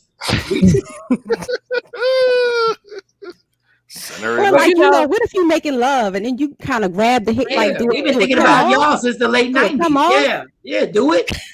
Some of y'all wigs be coming off. Y'all don't be telling nobody when y'all still want to get straight stocking cap. Some of y'all don't even tell nobody. Y'all take your wig off. A dude fall asleep at your house, take a wig off and put it on that little damn head, that white head. Then she must be very, very comfortable, or it must be that good. Whatever. She took her wig off and hung it up. Dudes be waking up with Derek. Or they wake up and they be like, "Oh, that's your hair up under there." That's what I usually get. Like, "Oh, that's your hair." I'm like, yeah, this is all. Because all women who wear wigs and weaves are not bald headed. Thank you. Yeah. And like prime example, this is why I like to get tracks and wigs because I had the silk press and now it ain't no silk press. It's just ain't nothing to look nice, shiny. Go ahead. It's all Y'all not gonna at the end of the show. Y'all not gonna get me on this, but then y'all not gonna get me talking about this. If you want to get the fake hair, fellas, real or fake. If you want to get the fake hair, fellas, make it happen. Mike, did you see the fight this weekend? Yes, I did. I know it's off the subject, but damn, it was a good one. Great fight this weekend We got another fight coming up this Saturday with Devin Haley. For those who don't know, my favorite sport ever, boxing. And Errol Spence, DFW's on, will be fighting Manny Pacquiao in August. I can't wait. Talk about getting a bag. Go get that, Errol. Go ahead. Give me the last one so we can wrap this up and we can. So we live in a cancel culture. They are canceling Chrissy Teigen for her past bully ways. More endorsements. They're dropping her. Macy's, Bloomingdale's, Target took all her pots and pans off the shelves. For the past comments, she made comments like maybe 2 or 3 years ago when Snowden was a teenager. So a lot of people she's catching backlash. Same thing that happened, remember, to Kevin Hart when old tweets surfaced and they canceled him out. Well, they're canceling a lot of Chrissy's stuff. Even though she's made a public apology, they don't want to associate with her. They need to do what Kevin told the Oscars. Kiss my ass. Kevin said, kiss my ass. I apologize for it. When people start facing up to this stuff, right. Wakefield, go out with what you think is a 40-year-old wake up to a grandfather. Hey, welcome to a man's world. We've been dealing with that for years. Wake up. That's right. Yup. The game is on now. I'm going to have my face beat. You ain't going to know if my hair is real. You ain't going to know nothing. If the beard is real. Yeah, you don't even know if the beard is real. I might just have a beard one day. They have those too. I know. But I had the beard, the full Philly Muslim beard. And then, Wednesday, clean. But then I can be clean shaven on Wednesday for no reason. Just be clean, little boy face, the whole nine. And then throwing some A-Rod, concealer every now and then. Fighting the hair fast. All right, go ahead, Buzz. This the last one. That's it, Michael Shawn. That's it for the day. It's been good. There's so much going on. Still got some time too. Jay Black would be proud. We're really on time today. I know. If y'all want to work out on YouTube, there's a couple called Mr. and Mrs. Muscle. They do this 15-minute workout that you can check and you can do. I did it on Saturday. Because I didn't feel like it was raining. I didn't feel like going to the gym. My cousin put that one with Claudia, that comment, Claudia. She said, am I wrong for wanting to buy her pants now? They're on sale. No, buy her pants. You cannot even find them online. They actually pulled the whole line off the shelves. If you can find them, buy them. F these people. She made comments on Twitter. Suck it up. So what? She did. All these celebrities. She went into DMs. Okay, so one of the DMs. When you guys start getting over yourselves, when these celebrities start having press conference and telling people, I don't care. You pull me good. Right. All the companies that pulled me, I'm going to use my social media to let everybody know these are the cowards that pulled me for comments I made. Like, stop. Like, stop already. What did Chrissy really do? What did she do that affected the world? Chrissy Teigen? Her comments affected the world? I think the bullying part and the fact that the girl was a teenager when she was bullying her, I think that's probably why they get your ass off of social media, little girl. That's Twitter's fault for not having a restriction on people's age. I don't know how old you are when you come from my neck. I don't know if you a 13-year-old or 35-year-old. Right. Your ass off of it. There should be a law.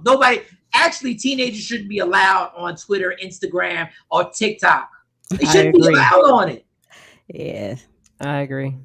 Because guess what? Once you expose yourself, guess what? You can catch it. How about let's do what real life is. You start being involved in some grown folk stuff, you can catch it. Right. What they say, you want to act grown, I'm gonna treat you like you grown. And you're not built. And I'm telling you, I'm against bullying. But once you get on this social media, you've opened yourself up. You in the ring. Absolutely. I've warned all my daughters. Once you get on here, you are open to critiques, criticism, and bad things said about you. I'm just letting you know. I can't shut down. All you can do is when a person says something, block that person immediately. Don't deal with it. Right. And no parent do nothing about the social media. It's the whole damn world. Me and my girl doing our makeup, right? Girl, I ain't got my I ain't got my concealer yet, boo. I love it. I ain't got my A-Rod concealer. I can't join y'all, boo. Mary Kay has a men's line now too. Do they?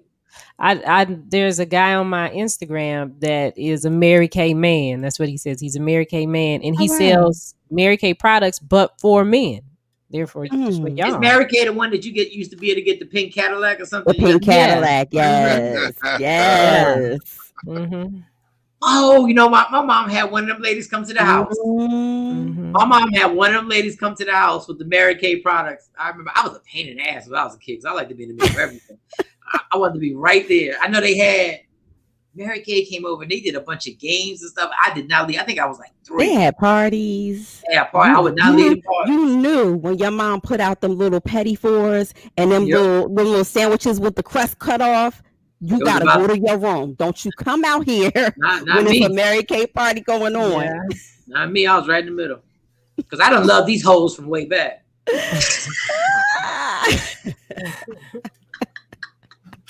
Day one, right? But day one, I was loving these hoes.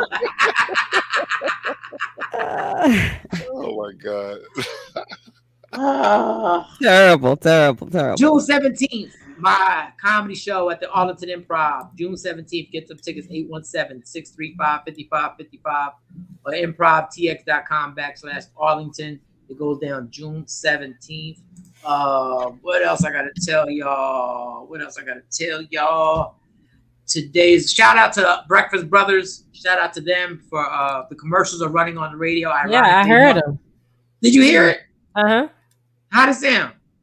Great. You sound amazing. That is funny. As always. Thank you. I had the schedule and I kept forgetting. If I play the radio station on what's the name? What's this chick's name? What's the speaker? Alexa. If I play, is it the same? Like when does it stream? Does it go to the streaming channel and play the commercials at the same time as it would on the radio? Or do any of us know? I don't know, because it depends on how the service do it separately. Like you can buy to be on the terrestrial side, and then you buy to be on the streaming side. Some stations they sell them separately, and then some just run it all the same. So when you go to break, if you listen to it online, it's a different set of commercials. I think I missed this morning's. I wanted to hear. So anyway, let me see what else. Yeah, when I was leaving the party, Saturday night, I heard it. Saturday night. What's the date? What's today's date? The 20th. The 24th. The 24th. So I always get it mixed up because 1 a.m. Monday, we already missed the 1 a.m. Monday. God, I always mess up. We already missed it. All right. Anyway, that comedy show is gonna pop off. Follow us on social media. You see him on the screen at Sexy Mo, at Sexy Mo TOL, at DJ Cam 609, at Shawnee Scott, and me at Mike Sean Comedy. And we can wrap it up. Love me for who I am, not who you want me to be, because I can never be that. And understand there's only one thing in life that is guaranteed. It will end. Don't let anybody steal your happiness. It belongs to you, so fight for it. Michael Shawn the TakeOver Legends tomorrow morning, 6 a.m., y'all. Yeah. Michael Shawn and the TakeOver Legends, where nothing's off limits. Free Agent Radio.